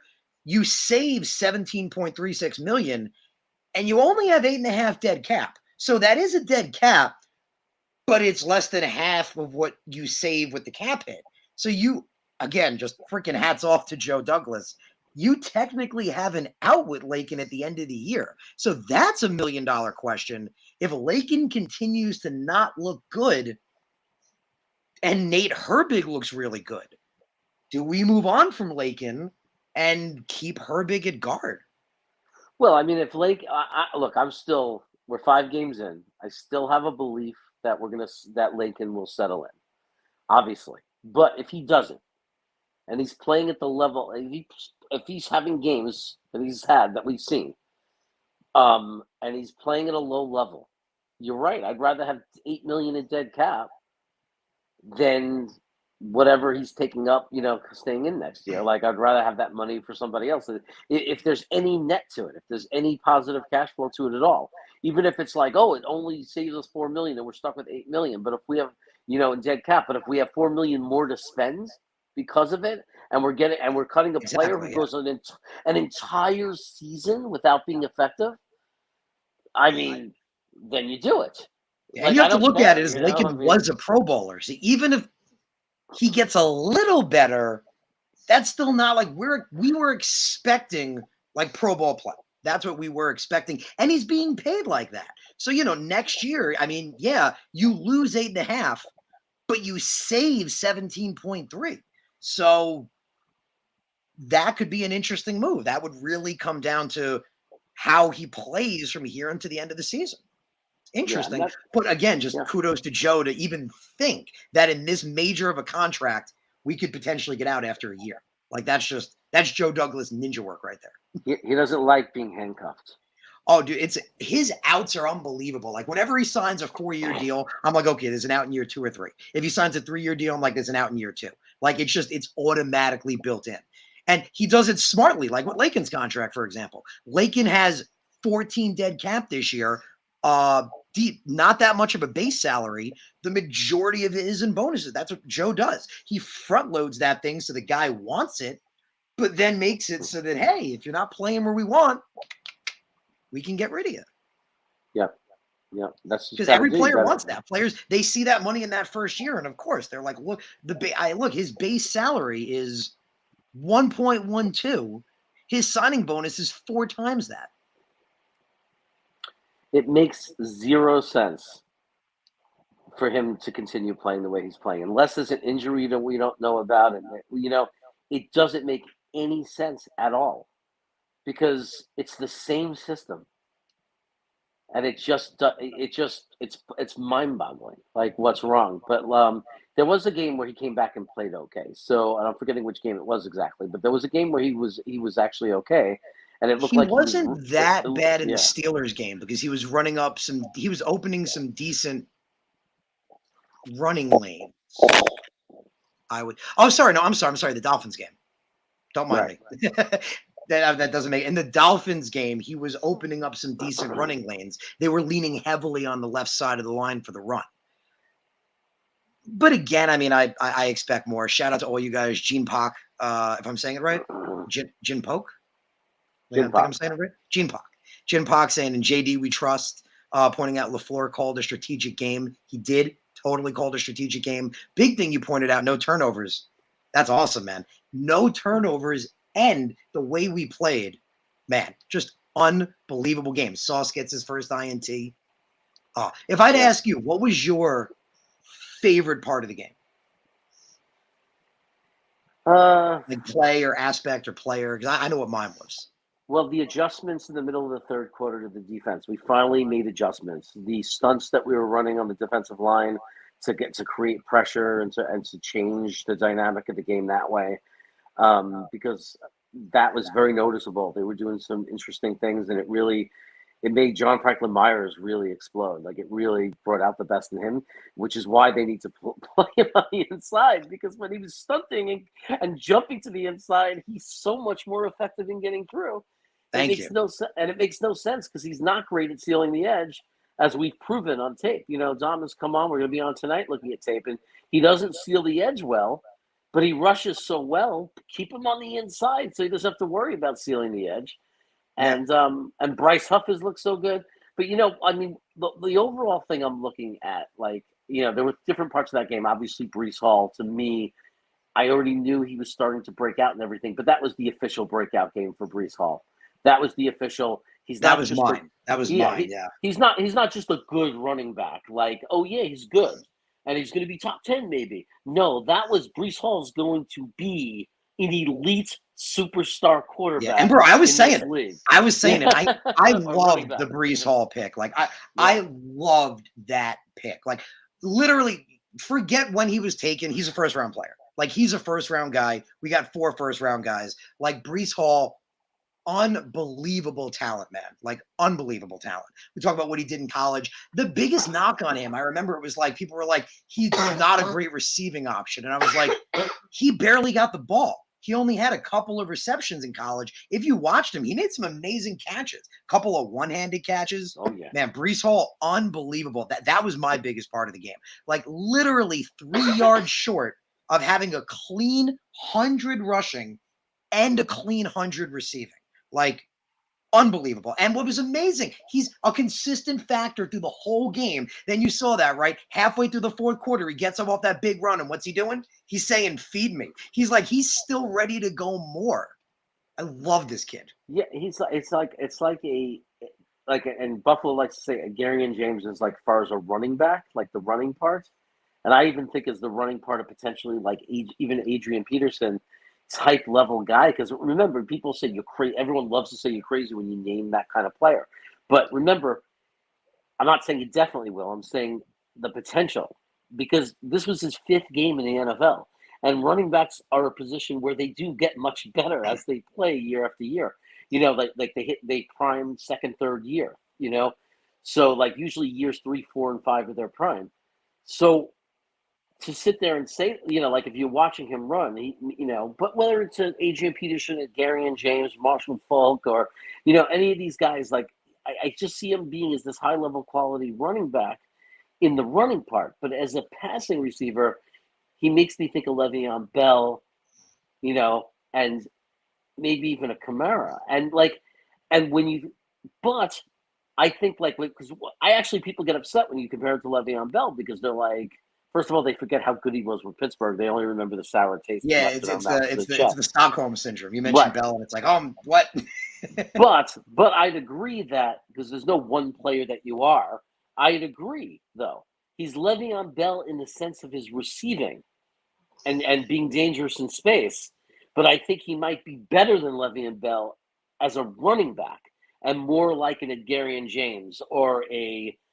I was thinking like a Jonathan Taylor. Peterson. That's what I was thinking because he's got the size, the speed, and the receiving ability. I was like, this guy's gonna be like Jonathan Taylor. He's gonna come out and just destroy the league.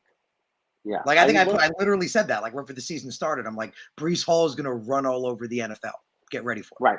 The reason you can't just compare him to a Le'Veon Bell only and leave it at that is because Le'Veon Bell didn't have contact at the 20-yard line, make it to the 10-yard line, and drag 2 guys to the 1-yard line. That wasn't Le'Veon Bell. So Breece Hall is whatever he has from Le'Veon Bell, he has something more. Because Le'Veon Bell didn't do what we just saw Breece Hall do yesterday. Yeah. So shout out to all you guys in the chat. But Jets mess, because you brought it up with JFM. I think he's got an expensive contract. I think, like you mentioned, he's being used out of place. Like, I thought it was crazy.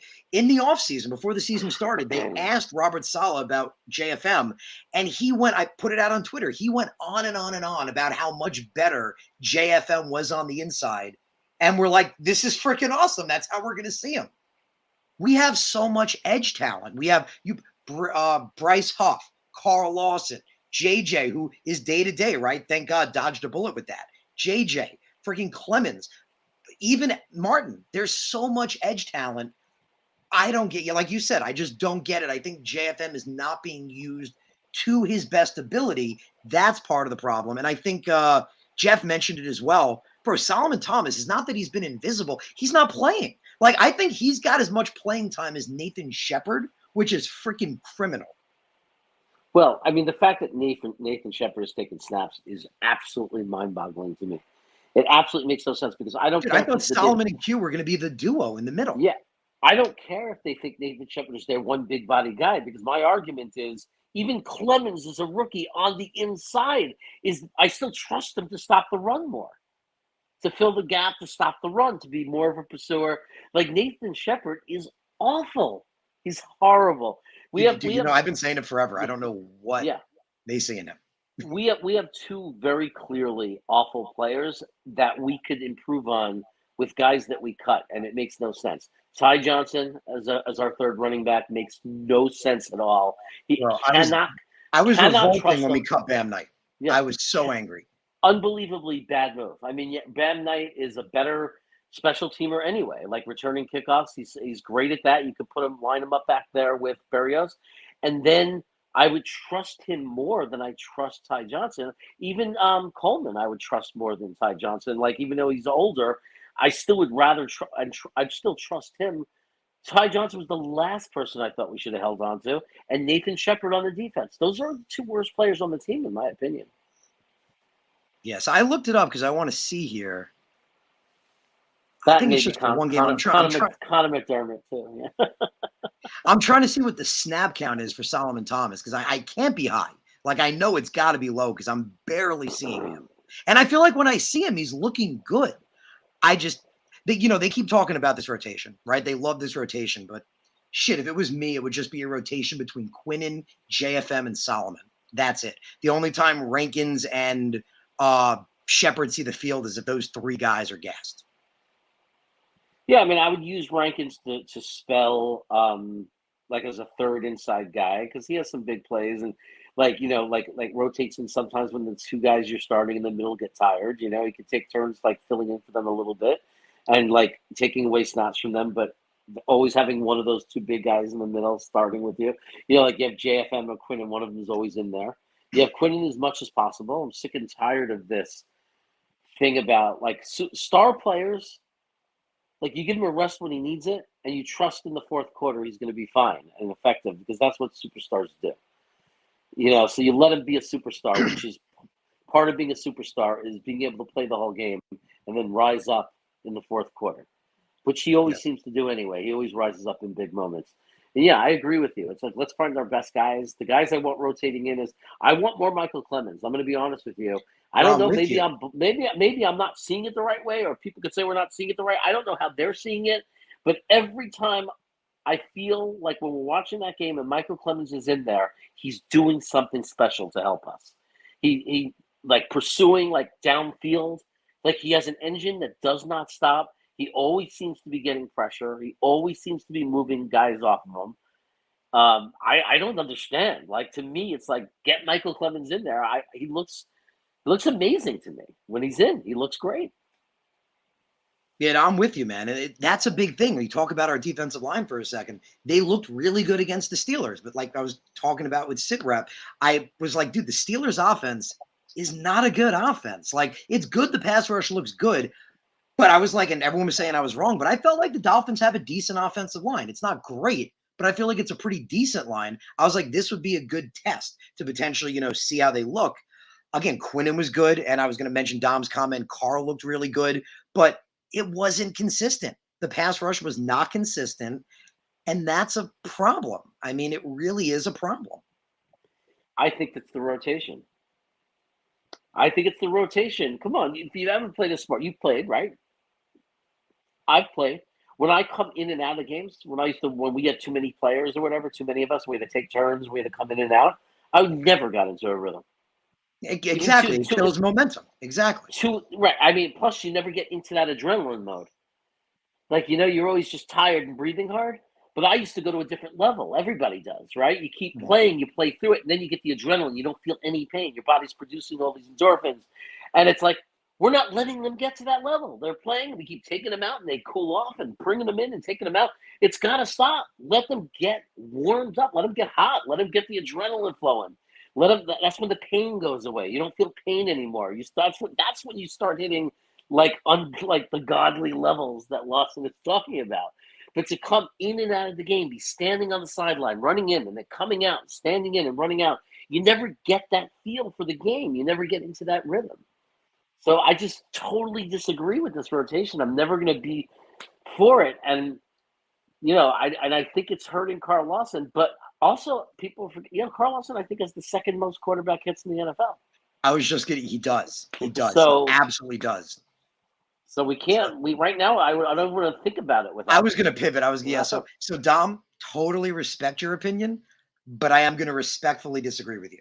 So I think Corey Davis is a much more important part of this offense. I think it was crazy that people even thought that he was potentially going to be traded. That's my take. He's a very integral part of this offense. He's always been a very integral part of this offense. He's not a wide receiver one. We know that. He's not the main guy, but he's an integral part of this offense. So he does have a contract next year that's big. I flip it. I don't think Joe's going to cut him. Joe's going to do what he does best. He's going to restructure it. Joe's going to say, listen, you barely have any, money that you're going to be making based on that salary right now. We can totally, cut almost all that. I think he's going to restructure him. I think Joe's going to restructure Corey and keep him around because he's not an older guy. He's still a pretty young dude, and he is an integral part of this offense. Again, I could be wrong, but I think all that trade talk, I don't think it was real. I think, like Robert Saleh consistently said, that it took a little while. He wanted to see Corey Davis stacking good days like you saw in training camp, but he's always been an important part of this offense. Even if he's not the main guy, he's an important part of it. So I don't think he was going to be traded. I think they're going to keep him around. And same thing with Lawson. You just mentioned it. The sack numbers aren't there. That's a fact. The sack numbers aren't there. But if you look at the pressures, the hits, all of that, Carl Lawson is top of the NFL like he's been in the past. So I'm looking at Carl's contract. I just brought that one up. Same thing. Joe just like a freaking genius. There's barely any dead money. So Joe could turn around with Carl and Corey. I think those are two guys not primed to be moved on from, but primed to be restructured. I do still see them as part of the plan. But again, it does depend what we see the rest of the season.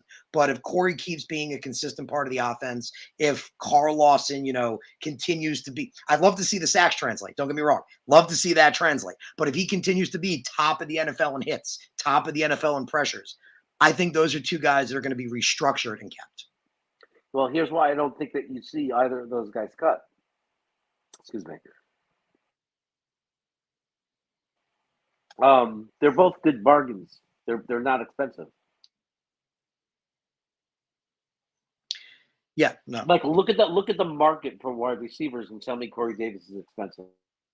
Yeah, and I think that was the biggest thing when you think about Corey Davis for a second. And I felt the same way. When he came in, we were starved for a wide receiver one. Like we hadn't had one since literally 2015 with Brandon Marshall and Eric Decker. So he came in and we're like, okay, we saw what he did in college, one of the best college wide receivers ever. He almost put up 1,000 yards the year before he came to us.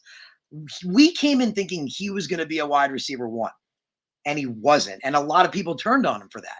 But I went back and thought about it. Like you said, I looked at the money and I'm like, well, this is not wide receiver one money. Joe paid him like a wide receiver two. And as a wide receiver two, I mean, right now I have to extrapolate it to the year, but I guarantee he's on par to have a pretty good season. In fact, I'm going to bring it up right now. Well, think about it this way. One can argue that we'd be 1-4 without him. He's got 300 yards. Right. Well, one could argue we'd be 1-4 without him, right? Because the Cleveland game with his touchdown. Now, if you want to argue that anybody in that spot would have been open because it was a breakdown in coverage, fine. Nobody can say that he wasn't as the most valuable person in that fourth quarter, along with Zach Wilson, in the comeback against Pittsburgh. So would you want to test what our team would have been and what record do you think we'd be 3-2 without Corey Davis on our team? I don't think so. I think at best 2-3. Yeah, and I'm with you. And I think Corey Davis is, again, a bit, underappreciated, not because again, of what we thought he was going to be. He's not that. He's that complimentary guy. And again, Garrett and Elijah are the guys. That's the point. Garrett and Elijah are two prime guys for the future. Corey's just an extra piece of the puzzle. So yeah, him and Carl, Joe Douglas is a genius with this. I don't know what it's going to be, but like Dom points out, Dom says strictly financially, because he said, it is a lot of money. It's definitely a lot of money. I see Joe restructuring them. I see, again, so Corey Davis has 300 yards now. He's on par to maybe potentially break 1,000. Unless he has a better year than that, or if Carl somehow starts putting up 10 plus sacks, I think they're both going to be restructured. Like, unless they do something insane where it's like, okay, they're going to keep that money. I think the two of them are going to be restructured, and they're definitely going to be here next year. I think there's a very good chance that'll happen because, like, Carl Lawson is one of those guys who lots of pressures, lots of quarterback hits, doesn't have that crucial high sack number to get him the big money, to make him a big prime target somewhere else. Same thing with Corey Davis. Valuable to us. We see his value. Zach likes to throw to him, nice big target. But again, the numbers don't explode enough that anybody's going to come along and go too crazy. And I think that's why we have a good chance to re-sign both of them. The only thing that would make me worry is more the wide receiver market, like how ridiculous and blown out of proportion it's gotten, that somebody might think of Corey Davis as, in this crazy market, as we're going to offer him $16 million a year for 3 years, 2 years guaranteed. Because the market is so out of hand. It is true with wide receivers, yeah. What they're paying people right now is just crazy. The kid from Jacksonville is just way crazy. I mean, that guy would be our WR5. Think about it. That guy from Jacksonville, what's his name? Chalko or whatever the hell his name is. He would be the number 5 wide receiver on our team. Well, maybe you could argue he's equal to Berrios. But I would even argue on our team, in what situation that I use Berrios that I'd want him? Like, who would he play over? He wouldn't take snaps from Garrett Wilson. He wouldn't take snaps from Elijah. He wouldn't take snaps from Corey Davis. And I don't think he takes snaps from Berrios because you have to look at the plays and the way we use Berrios. So, and they're paying him up to, depending on how many games he plays or receptions, $22 million or something crazy. And this is a guy who wouldn't even play for us or get snaps for us. He'd beat out Jeff Smith. You know what I mean? So, no, I get you. And yeah, shout out to Jim Pock, because Jim Pock points that out.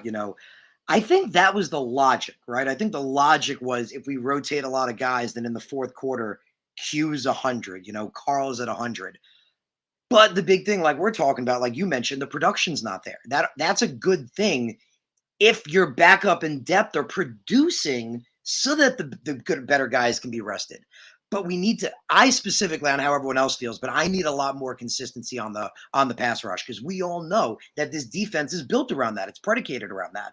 I remember I mentioned so many people were down on the linebacker core. I was saying I thought they were a lot better than people were giving them credit for. But the linebackers and our corners, and as of recently, the safety play, is the whole reason our defense looks pretty good.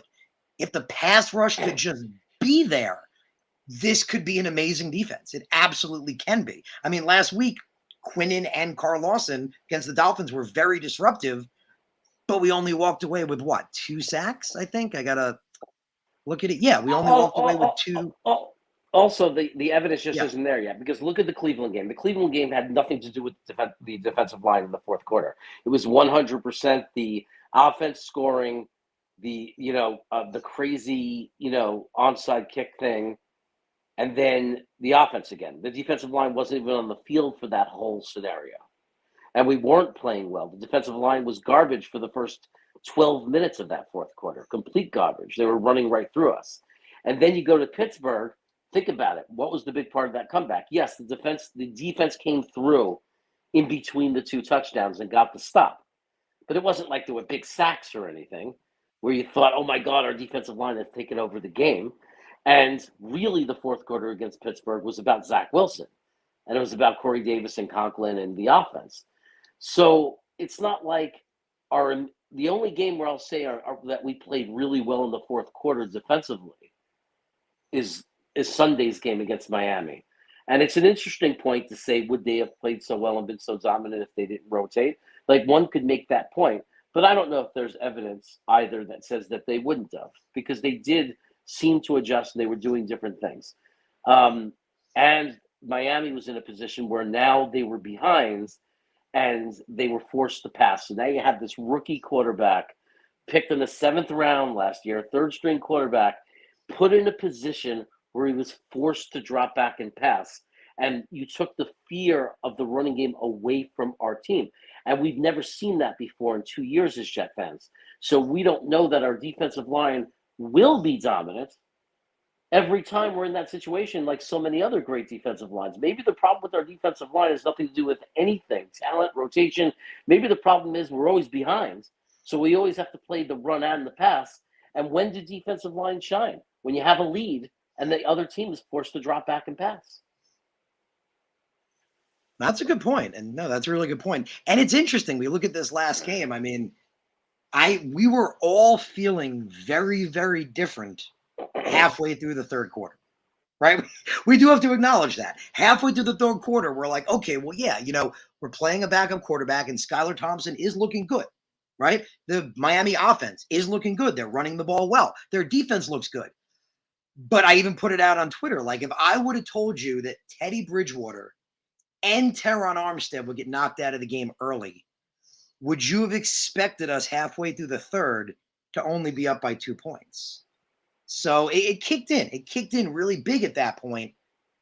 But it was really, and I think I credited a lot to Robert Saleh and Mike McDaniel. I think a lot of people aren't realizing, dude, they're really, really close. Like, they've known each other. They're almost like best buddies. Saleh pointed that out. He said that, we've known each other since 2006, back when we were both with Houston. He's like, we know each other so well. He even said that when I hate playing somebody like Mike McDaniel because I love the dude so much, but I loved how he ended it. When you play a game, gloves come off. It's all about the Jets. But I think the two of them just know each other so well.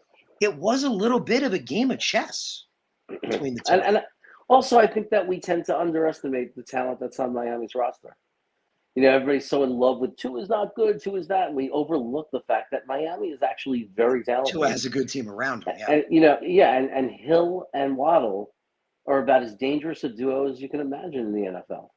Sauce and DJ locked them down. Right. And but like they still kept them in the game because they were able to use Tyreek different ways because McDaniel's a good coach. And he found a way to utilize Hill to still help them, and help them in that first half and, into staying in the game.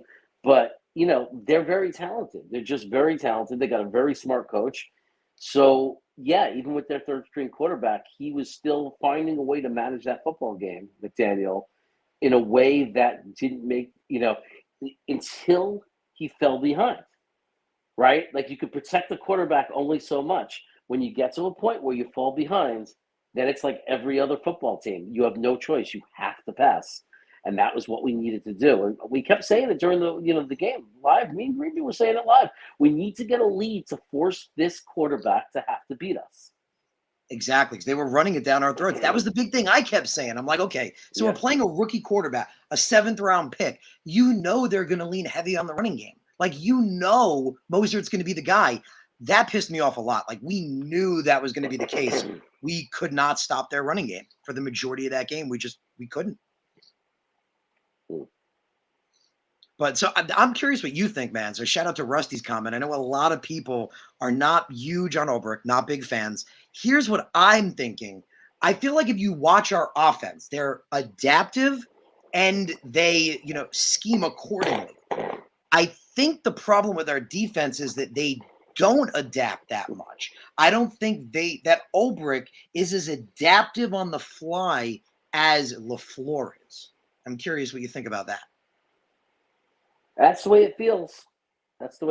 Although they did seem to lock it down, Sunday. But that's been the complaint: the lack of adjustments for our defense. The defense not being able to make adjustments. LaFleur loses that game too. Sometimes he loses in that department. Last year he had some, like the Philadelphia game. Yeah, it didn't work, but at least there was an attempt at some kind of a adjustment based on what they were doing. But they just outcoached us. They made the better adjustment. That's gonna happen, yeah. Yeah, but look, this is the one part of the team. I'm not gonna say I'm totally done on them, but like it's the part of the team I trust the least is the defensive coordinator. Yes, and then Jim Pock points like, until we find a better guy to take his place. I know so many people are calling for his job. Here's what I think is interesting. Somebody pointed out, I don't remember who it was somebody in the chat. Appreciate all you guys. Somebody brought it up like a few weeks ago, and I was like, that's interesting. So, like, let's say Robert Saleh acknowledged that Ulbrich isn't the guy. If he takes over the defense and it continues to suck, Now there's a question about Robert Saleh.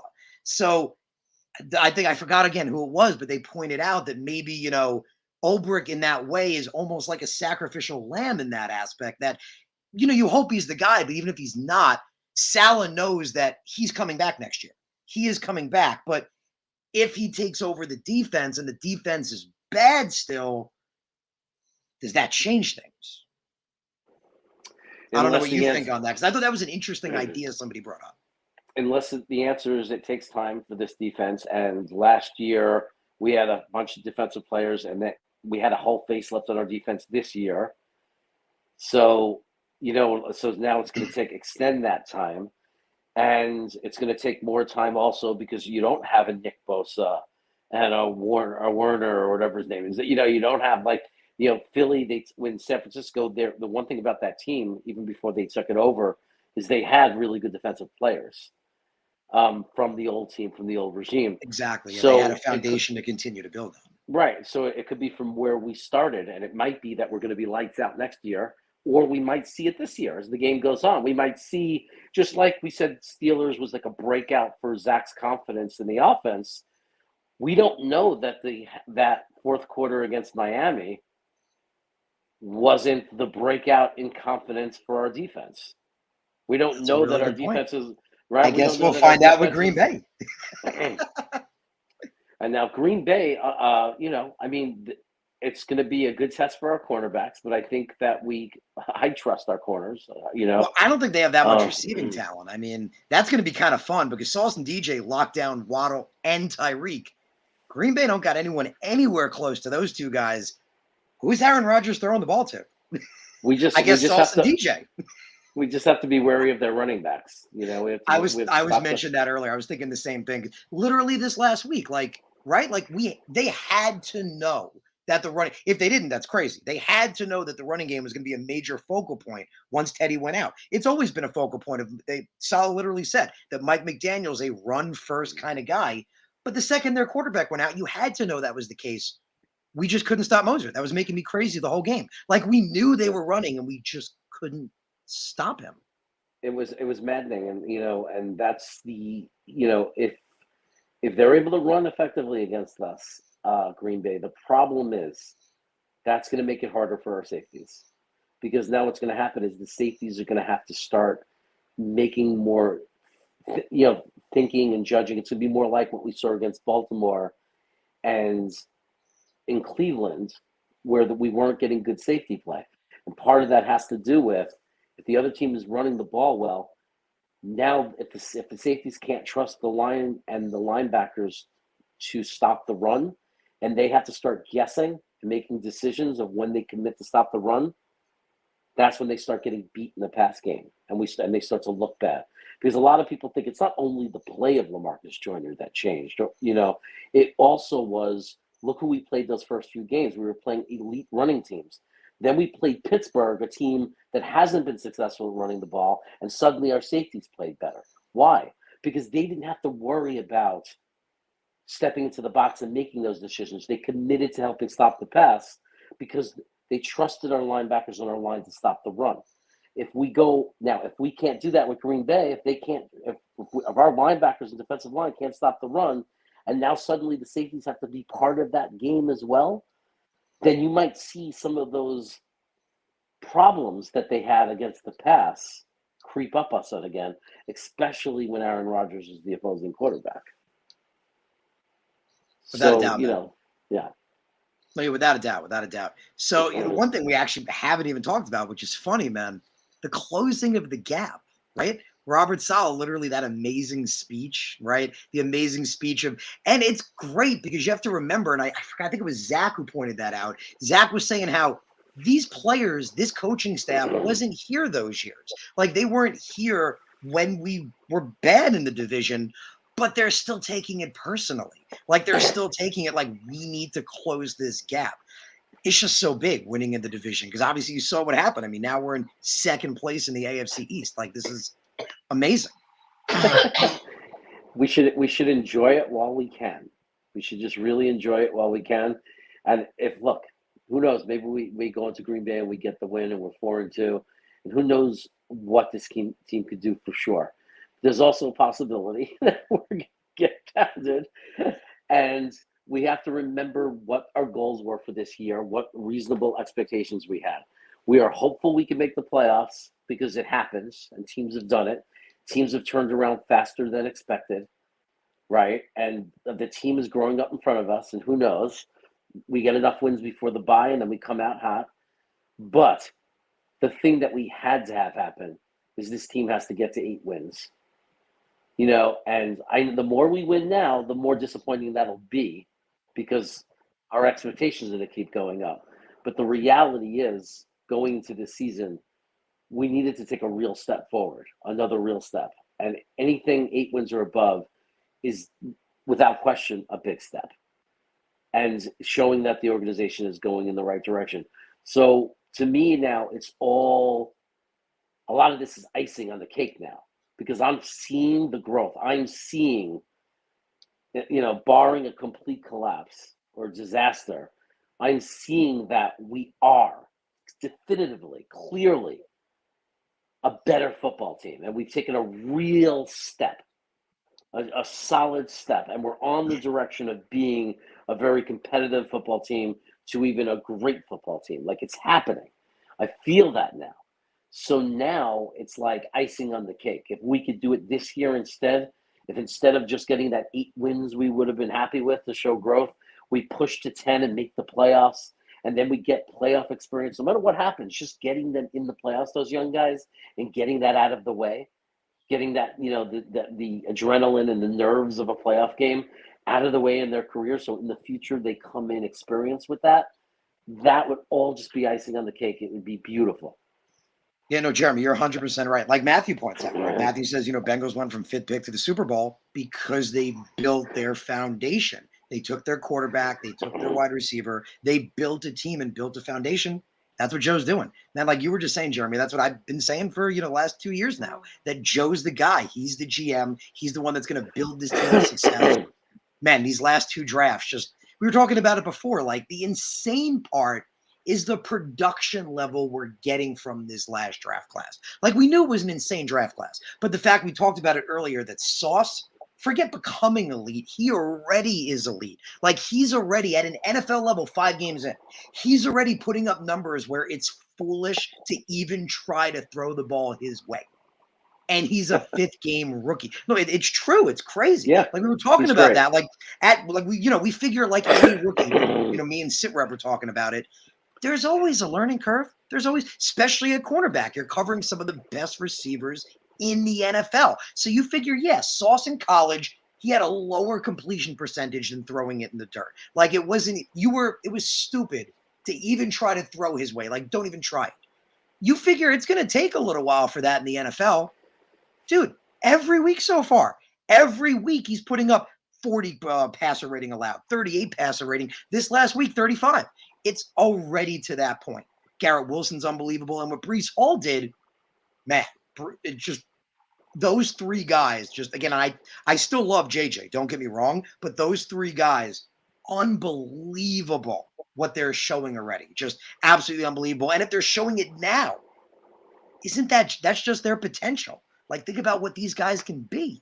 And sometimes all of this is covering up the fact, they're not covering up, but it lessens our talking about the gigantic step AVT has taken. Because last year, AVT was good for a rookie. For a rookie, he was good. But I was a little nervous. I was like, oh, we traded up for this guy. Is he going to be dominating, or is he just going to be good? And in just the first couple of games, 3 games of the season, he came out and shut my worries up because he took a ginormous leap. He went from a good rookie guard with potential to grow, like, oh, he's going to grow to be good, to he's playing at a Pro Bowl level. And even more on just AVT, because I think this was underappreciated too. Like, and again, don't want to crap on George Fant. He's a good guy. But we know every time they moved him, it took a little while to adjust. And he made a point of it. He actually made a point to say, takes a little while to adjust to this, takes a little while to adjust to that. Man, AVT did everything, no fuss. In fact, it was the opposite. If you remember in his interview, AVT is like, I don't want to sound too cocky, but I think I can do anything. That's literally what he said. He's like, put me at any position. I'll do whatever you want. I love it. Like you mentioned, love the attitude of him. Just unbelievable. He's willing to do anything. He's playing at an elite level. Amazing draft pick. Like I felt like he was going to be this great. Man, I almost feel like, and people talked about it last year. They're like, "Oh, you traded up to get him." We didn't give enough. We didn't give enough to get AVT. Yeah, AVT is one of those guys that he's like a centerpiece. Like he's on the team for the next, his career. Yeah, Like career jet. like it's gonna be, he's that guy. We have a lot of young talent, and it's gonna be hard to keep them all. You don't have to worry about AVT. AVT's not going anywhere ever.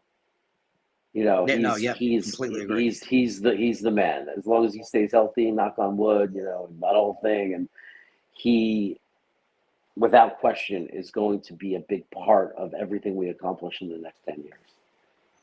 Without a doubt, man. Without a doubt. That's an amazing note to end on. So on that note, we'll probably gonna be heading out, but it's been awesome. Awesome being with you guys for the last 2 hours. You guys know, love talking Jets with you guys. On my channel, I bring you content throughout the week. You can always check it out on there.